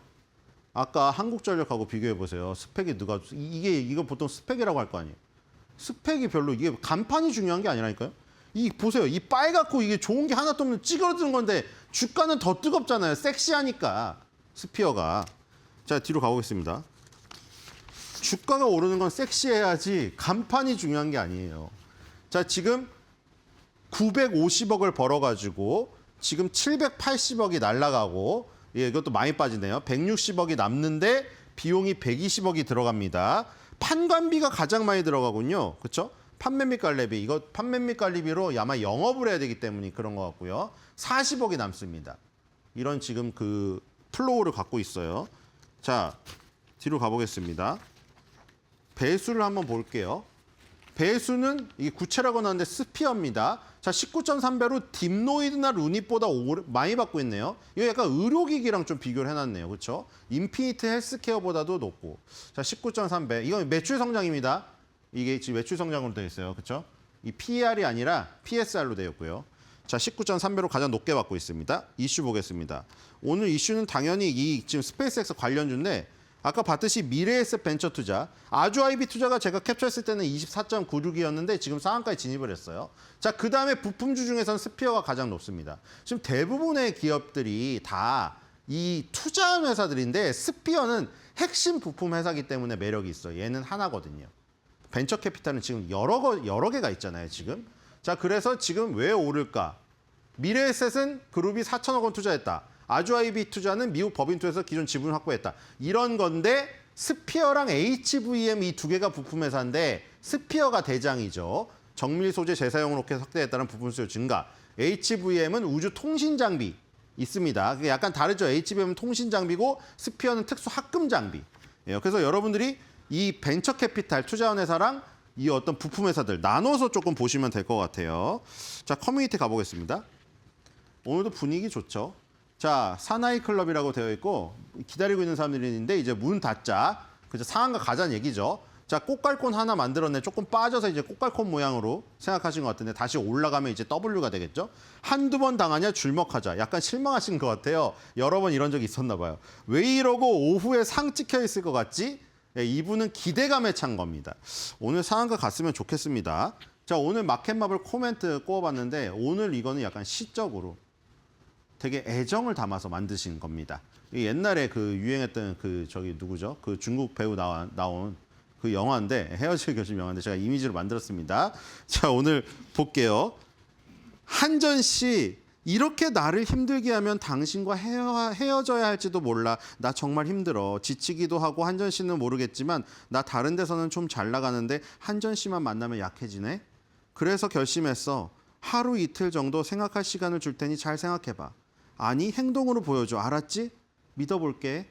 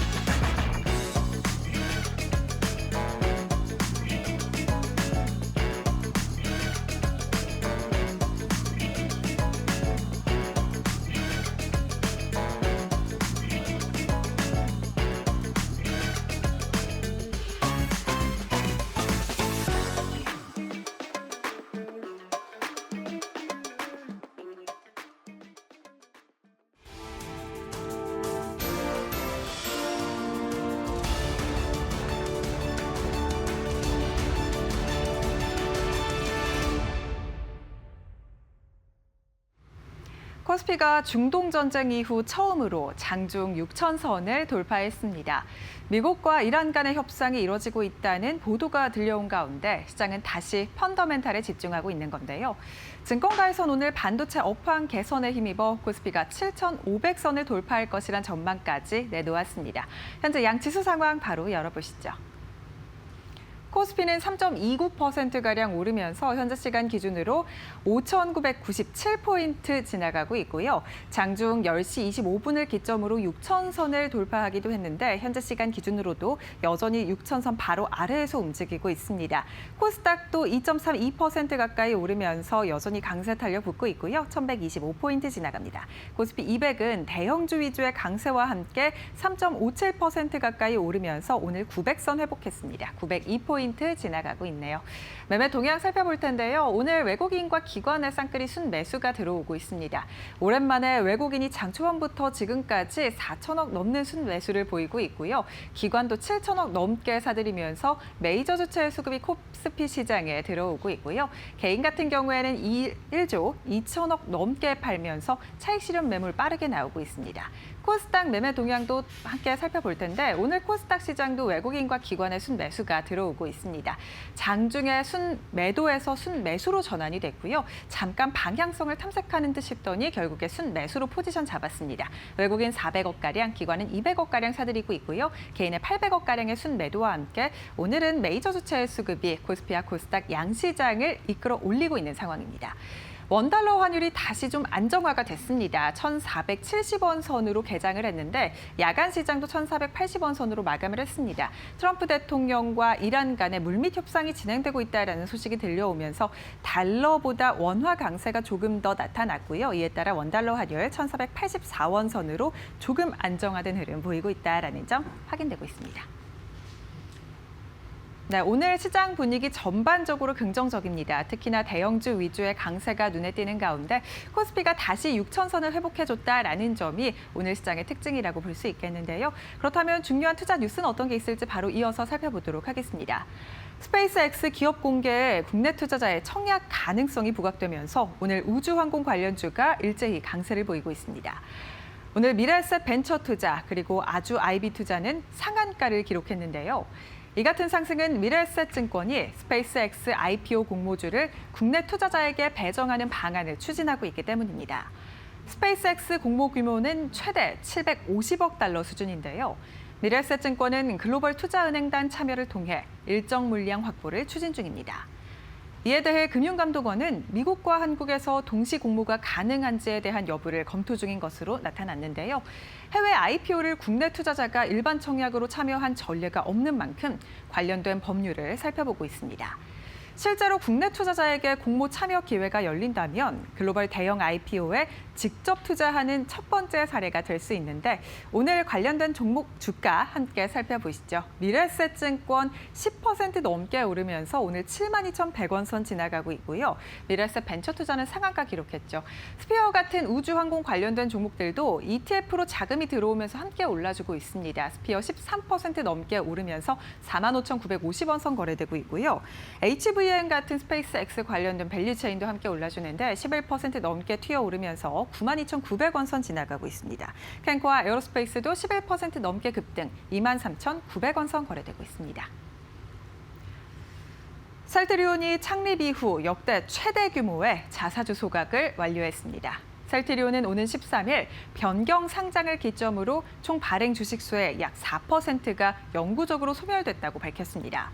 이번에 소각된 자사주 911만 주는 셀트리온 보유 자사주의 약 74%, 총 발행 주식 수에는 9.94%에 달하는데요.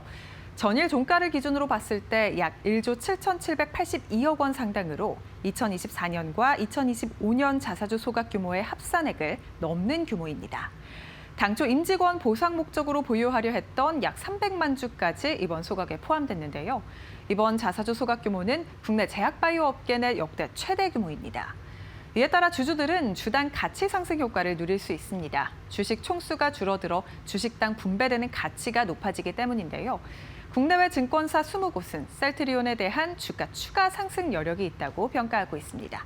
오늘 주가 함께 살펴보겠습니다. 약 3% 가까이 오르면서 20만 1,000원 선 지나가고 있고요. 셀트리온 제약 주가도 함께 올라줍니다. 3%가량 상승 5만 7,000원 선 지나가고 있습니다. SK하이닉스의 1분기 잠정 실적 발표를 앞두고 실적에 대한 기대감이 커지고 있습니다. 이러한 가운데 하이닉스가 오늘 110만 원 선을 넘어서면서 신고가를 경신했습니다. 앞서 삼성전자가 영업이익 50조 원을 넘기는 슈퍼 어닝 서프라이즈를 기록하면서 SK하이닉스에 대한 깜짝 실적 전망도 잇따르고 있는 건데요. SK하이닉스의 올해 1분기 영업이익 시장 전망치는 약 38조 5천억 원으로 전년 동기 대비 418% 증가했습니다. KB증권은 올해 및 내년도 영업이익 추정치를 각각 42%, 55% 상향 조정하면서 목표가도 190만 원으로 올렸는데요. 디램과 낸드 가격이 전년 대비 170%, 190% 상승할 것이라면서 올해와 내년 영업이익이 각각 251조 원, 358조 원이 될 것으로 추산했습니다. 오늘 하이닉스 전고점을 돌파했는데 현재 시간 기준으로도 7% 넘게 오르면서 111만 6천 원 선 지나갑니다. 오늘 112만 8천 원 선을 넘어서면서 신고가 경신했는데 현재 시간 기준으로도 지금 신고가 경신하고 있는 상황이고 삼성전자도 3.61% 가까이 오르면서 20만 8,500원 선 거래되고 있습니다. 지금 일중 고점 부근 지나가고 있는 상황이고요. 이수페타시스도 4.85% 가까이 급등하면서 12만 5,500원 선 지나가는데 어제와 오늘 외국인과 기관의 순매수가 들어오고 있다는 점 확인되고 있습니다. 이번 주 미국에서는 ASML과 TSMC의 구체적인 실적 발표를 앞두고 있습니다. 다음 주에는 우리 시장에서 하이닉스의 실적 발표도 예고되어 있는데요. 오늘 외국인의 수급이 뒷받침되면서 다시 시장은 펀더멘탈에 기반한 반도체주에 집중하고 있습니다. 향후 장에 대한 전략 어떻게 세워보면 좋을까요? 저희와 함께 이어서 살펴보시죠. 직장인들 원래 고생한 만큼 좀 성과급 좀 두둑하게 받았으면 좋겠다라고 생각을 하시죠. 최근 성과급 얘기로 들썩이고 있는 상황입니다. 오늘은 기업의 성과급 스토리 전해드립니다. 권소연 이데일리 마케팅 센터장과 함께하겠습니다. 센터장님 어서 오십시오. 네, 안녕하세요. 네, 반갑습니다. 네. 지금 증권가에서도 그렇고 SK하이닉스 성과급 얘기가 네. 많이 나오고 있는데 뭐 비단 네. 여기뿐만은 아닙니다. 근데 어쨌든 작년에 이미 받았는데 네. 지금 시점에 또 얘기가 나오는 이유가 뭔지 궁금해하시더라고요. 아마 예. 많은 분들이 꽤 관심을 갖고 있는 이슈일 텐데 사실 네. 이제 투자하는 이슈와는 좀 별개긴 하지만 이게 결국은 이제 기업이 벌어들인 돈을 어떻게 쓰느냐의 문제이기 때문에 투자랑 아예 관계가 없다고도 볼 수 없어서 오늘 이 이슈를 좀 준비를 해봤는데요. 네네. 작년 연말에 SK하이닉스 성과가 굉장히 화제였잖아요. 기본급의 2,964%를 지급을 했고 성과급만으로 평균 1억 4천만 원 수준을 받았거든요. 너무 부럽습니다. 그렇죠. 많은 네. 직장인들이 박탈감을 느꼈을 거고 네네. 심지어 이제 삼성전자 직원들도 네. 이제 이 성과급 규정에 대한 불만이 그때부터 좀 터져 나오기 시작했던 것 같은데요. 네. SK 하이닉스가 이렇게 대규모 성과급을 줄 수 있었던 거는 이 연간 영업이익의 10%를 성과급으로 줍시다라고 이제 노사가 합의를 했기 때문에 가능한 거예요. 네. 그러니까 성과 선정 기준도 원래는 경제적 부가가치라는 약간 애매모호한 표현으로 이제 정의를 했었는데 이거를 2021년에 영업이익 기준으로 좀 명확하게 바꿨습니다. 사실 경제적 부가가치라는 거는 기준이 명확하게 공개되지 않거나 뭐 진짜 이렇게 복잡해서 아무리 실적이 좋아도 여기 뭐 감가상각비, 뭐 자본 비용 이런 거 들어 반영하고 이러면 성과급 재원이 줄어들기도 하거든요. 네. 그런데 이런 것 때문에 이제 회사가 마음대로 정하는 거 아니냐라는 이제 불만들이 좀 있었고 이거를 이제 영업이익 기준으로 바꾸면서 성과급 기준이 굉장히 명확해졌는데 이 성과급 지급 상한선도 원래는 있었어요. 이게 기본급의 1000%였는데 이 상한선도 폐지를 하면서 지금 보시는 이제 2,964%라는 숫자가 나올 수 있었던 건데 네. 지금 이 작년에 지급한 성과급도 화제였지만 올 들어서 계속 이제 올해와 내년 영업이익 전망치가 상향 조정되고 그러니까요. 있잖아요. 예, 예. 이렇게 실적을 이렇게 올린다면 1인당 성과급 10억 원씩도 열릴 수가 있겠네. 10억 원. 예, 우리가 사실 이제 100만 달러를 갖고 있는 사람들은 100만 장자라고 부르잖아요. 네, 네. 100만 달러 우리나라 돈으로 환산하면 대략 한 15억 원 정도가 되잖아요. 지금 네. 환율 기준으로. 그러면 SK 하이닉스 직원들은 다 100만 장자가 되는 거야? 어머나. 라는 얘기가 이제 이래서 나오는 겁니다. 어머나. 네. 예. 부럽다라는 생각밖에 안 드는데 지금 머릿속에 일단 삼성전자도 이 성과금에 관련해서 노사합의 중인 거죠, 지금. 네, 예, 그렇습니다. 예, 예. 이게 사실 삼성전자도 지금 이제 1분기 실적을 발표를 했는데 1분기 네. 한 47조 원 정도 영업이익을 냈고 예. SK 하이닉스 이제 23일에 발표하는데 한 대략 지금 한 40조 원 안팎 이제 거론이 되고 있어요. 근데 지금 워낙 이제 AI가 확산하는 과정에서 반도체 수급 불균형 심화되고 있고 반도체 산업 자체가 슈퍼사이클에 진입했다는 거에 대해서는 누구도 이제 이의 제기를 하지 않는 상황이고요. 이게 뭐 처음에는 한 1년 정도 가겠지 이랬던 게 뭐 2년, 3년까지도 갈 수 있다 이런 얘기가 나오니까 뭐 워낙에 이제 반도체 사업으로 벌어들 수 있는 영업이익 전망치가 계속 높아지는 거고요. 초반에는 이게 뭐 HBM 같은 이제 AI를 위한 반도체 수요가 집중이 됐다면 이게 지금은 이제 DDR5라든가 HDD 같은 이제 범용 메모리 영역으로 확장이 되고 있어서 지금 사실 메모리 가격은 계속 상승하는 추세잖아요. 네. 디램 업체들이 2분기 메모리 가격 협상 진행하고 있는데 2분기 가격도 오를 수밖에 없다라는 이제 전망들이 나오고 있고 이렇게 가격이 계속 오를 거라는 전망들이 높으니까 이제 수요처 입장에서는 계속 이제 미리 구매해서 선제적으로 확보해서 쟁여놓는 분위기가 감지가 되고 있기 때문에 가격은 더 오를 수밖에 없는 상황이에요. 그래서 이제 보면 가장 후하게 영업이익을 전망한 곳이 맥쿼리 증권인데요. 네. 국내 증권사도 아니고 외국계 증권사가 이렇게 전망을 했더라고요. 내년 SK 하이닉스 영업이익 전망치를 447조 원으로 내다봤어요. 이 447조 원의 10%면 44조 7천억 원이잖아요.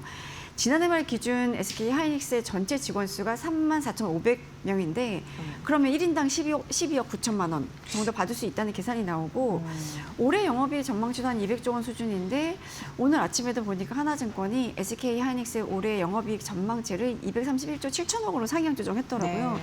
계속 상향 조정되는 분위기인데 이렇게 되면 이제 1인당 평균 한 5억 8천만 원 정도 받을 수 있다라는 얘기가 나오는 거고요. 뭐 하이닉스 직원 입장에서는 올해와 내년 잘 다니면 한 18억, 19억 정도 받을 수 있겠네. 요 정도면 서울 시내 한 이제 우리 보통 9평이라고 네, 하잖아요.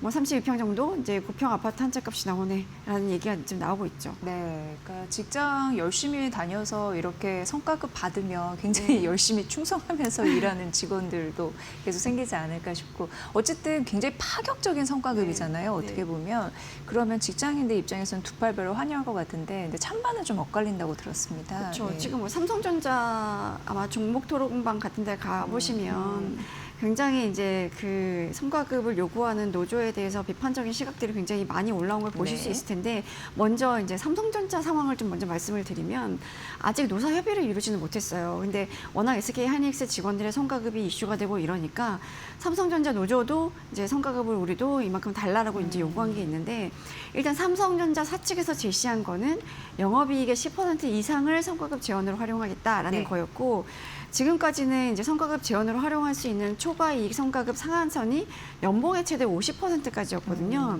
이제 만약에 영업이익의 10% 이상을 성과급 재원을 활용하면 이걸 웃도는 수준의 특별 보상이 가능해지는 건데 네. 뭐 이렇게 10% 이상을 적용해도 대략 이제 맥쿼리 증권이 전망한 삼성전자 내년 영업이익을 기준으로 보면 임직원 수로 이렇게 나눠보면 1인당 평균 한 3억 9천만 원 정도가 나오거든요. 예.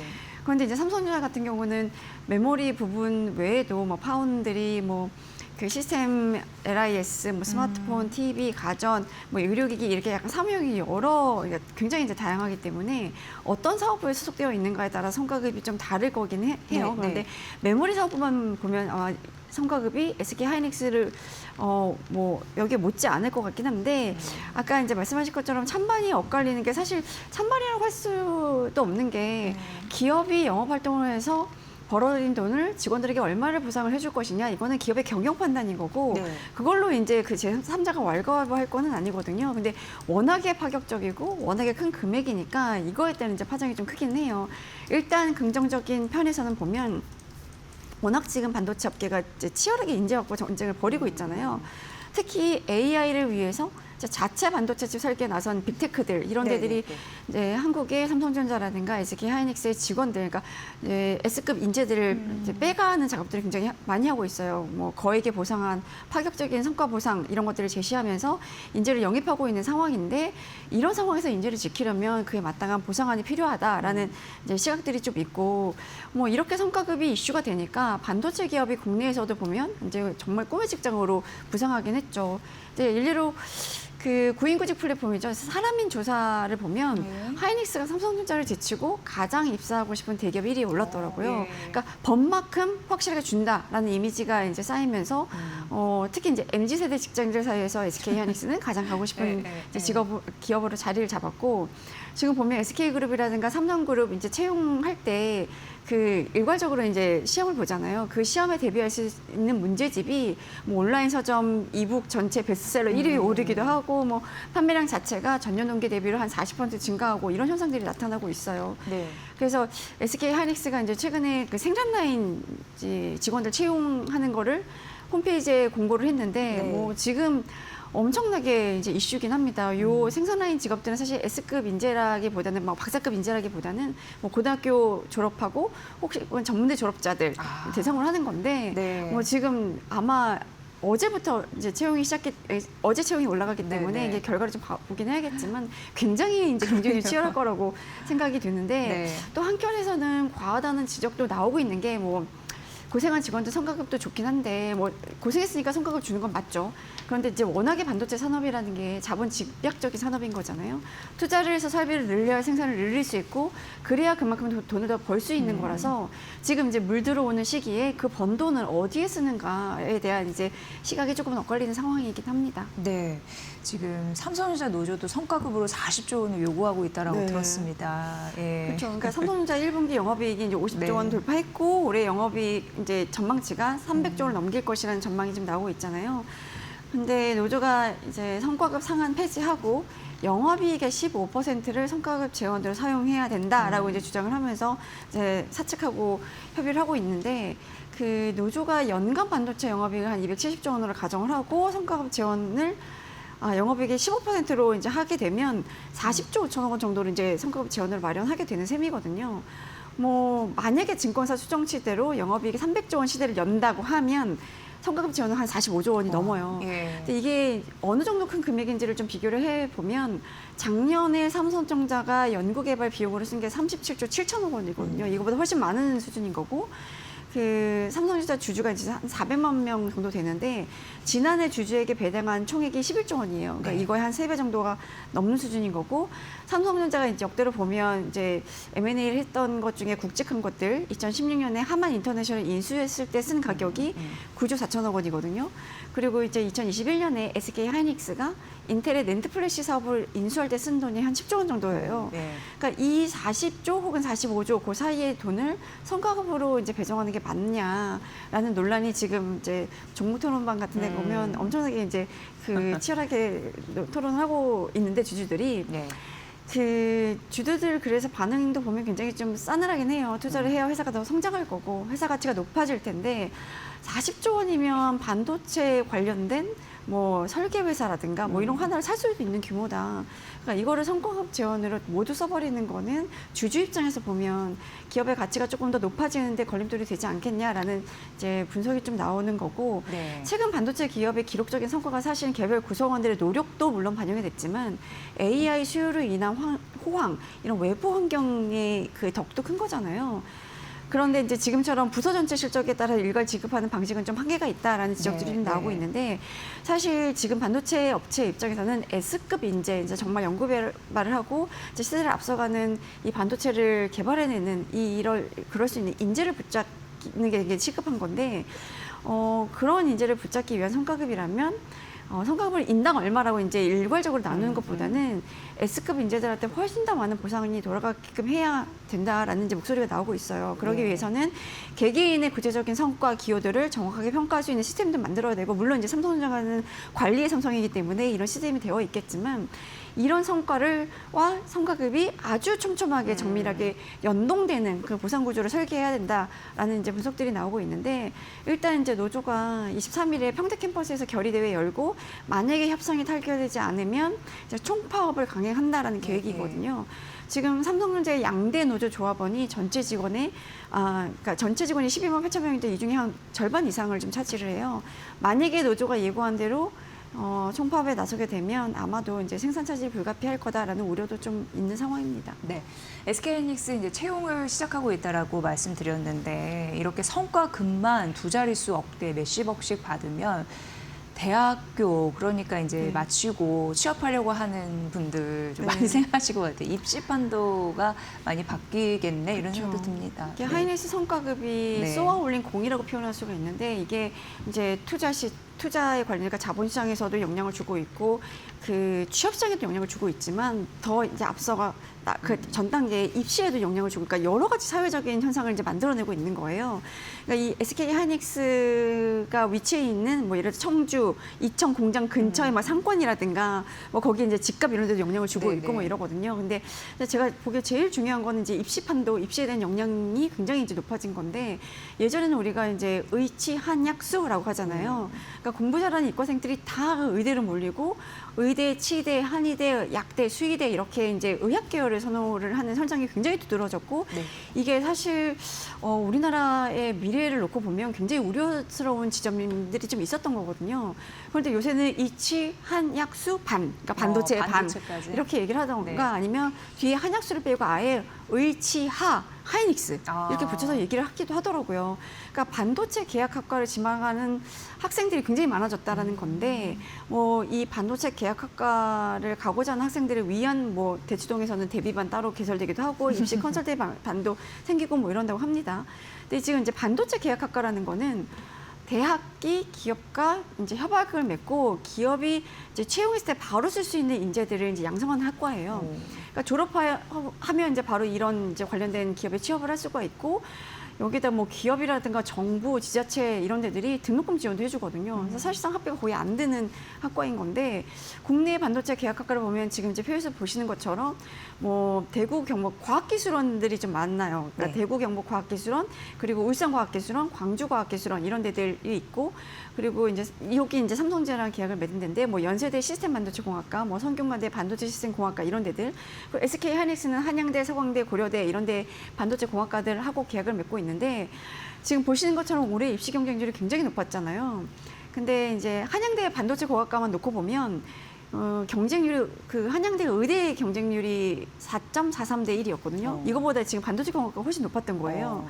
일단 학생들 입장에서 보면 졸업하면 삼성전자, 하이닉스 같은 국내 굴지에 모두가 가고 싶어하는 대기업의 취업이 보장이 되고 의대에 비하면 이 졸업하기 위해서 투입되는 시간이라든가 노력이라든가 아니면 비용에 비해서 반도체 쪽이 훨씬 가성비가 높다라는 이제 얘기가 좀 나오면서 사실 우리나라에서 공부 잘하는 아이들이 모두 이제 의대로 쏠리는 거는 그만큼 이제 돈을 벌 수 있고 이제 전문직이니까 평생 직장이 보장된다는 그런 게 좀 컸었잖아요.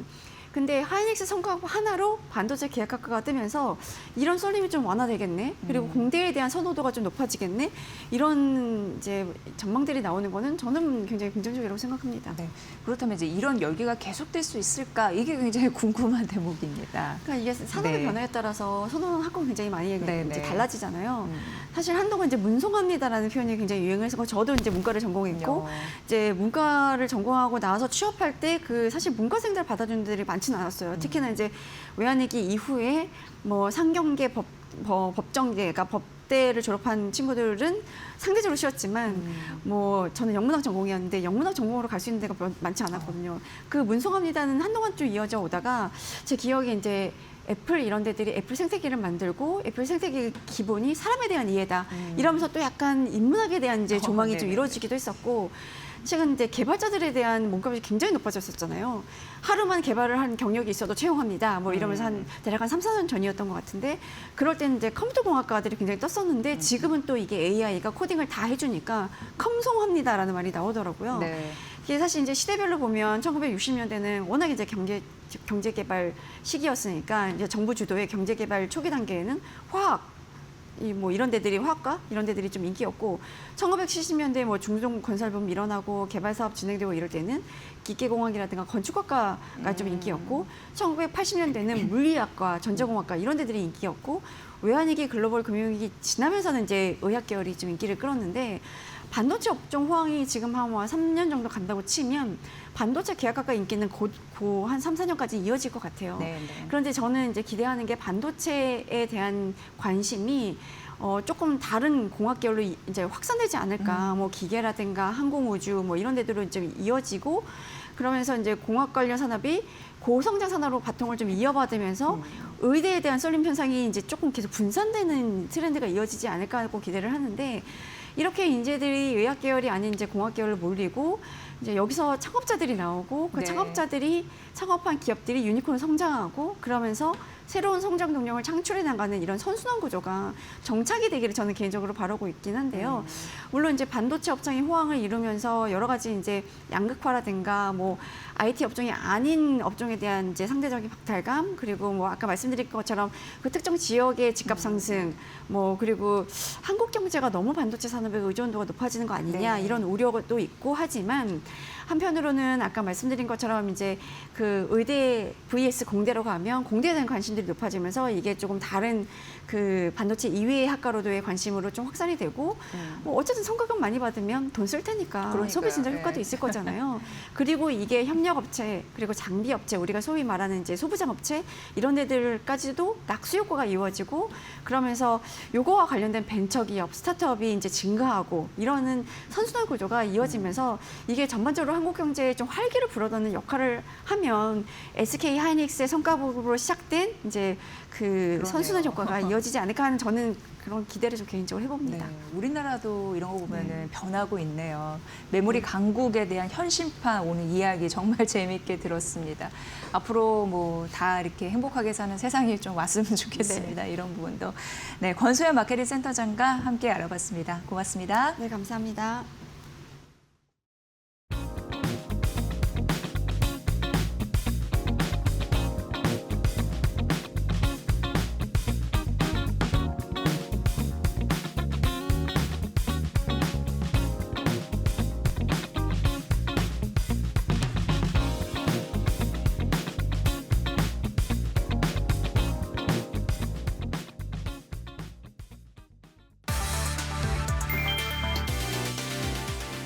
크리스탈린하게 오르기에바 IMF 총재는 수출 제한을 자제하라고 경고하며 전쟁 장기화 시 성장과 물가 충격이 확대된다고 밝혔다. 이미 사상 최악인 글로벌 에너지 시장 충격을 더욱 악화시킬 수 있다고 경고했다. 석유, 가스, 비료 가격이 동반 상승했고 식량과 일자리 불안까지 번졌다. 특히 에너지 수입국과 저소득국에 피해가 집중되며 글로벌 불균형이 심화됐다. 상황을 키운 건 군사 조치였다. 도널드 트럼프 대통령이 이란 해상 봉쇄를 단행하면서 공급망 불안이 현실화됐다. 이에 이란은 보복을 경고하며 중동 전역 긴장이 재차 고조됐다. 에너지 시스템도 흔들렸다. 파티비롤 IEA 사무총장은 80곳 이상의 석유가스 시설 피해를 언급하며 가장 심각한 교란이라고 평가했다. 비축유 4억 배럴 방출에도 추가 대응 가능성을 열어두며 위기 장기화를 시사했다.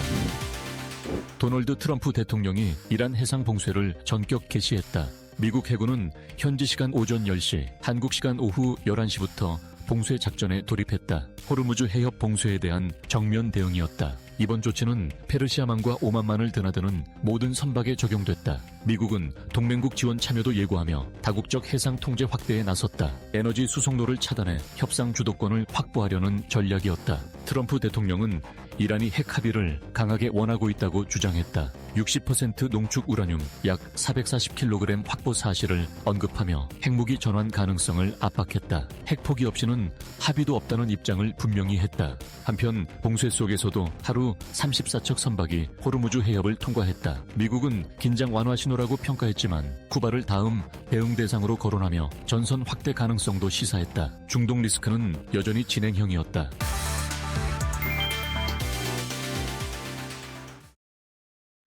네, 오늘 시장 강합니다. 코스피가 3% 그리고 중소형주 코스닥 2% 상승하고 있고요. 삼성전자가 4% 가깝게 특히 SK하이닉스 외국인 순매수가 더해지면서 오늘 7.5% 양 종목이 시가 대비 상승폭 높이는 양봉의 힘을 가지고 있습니다. 오늘 뒷심까지 잘 발휘해보기 바라면서 저희 실적 시즌 잘 대비해서 내일 찾아뵙겠습니다. 내일 오전 10시에 뵐게요. 함께해 주신 여러분 고맙습니다.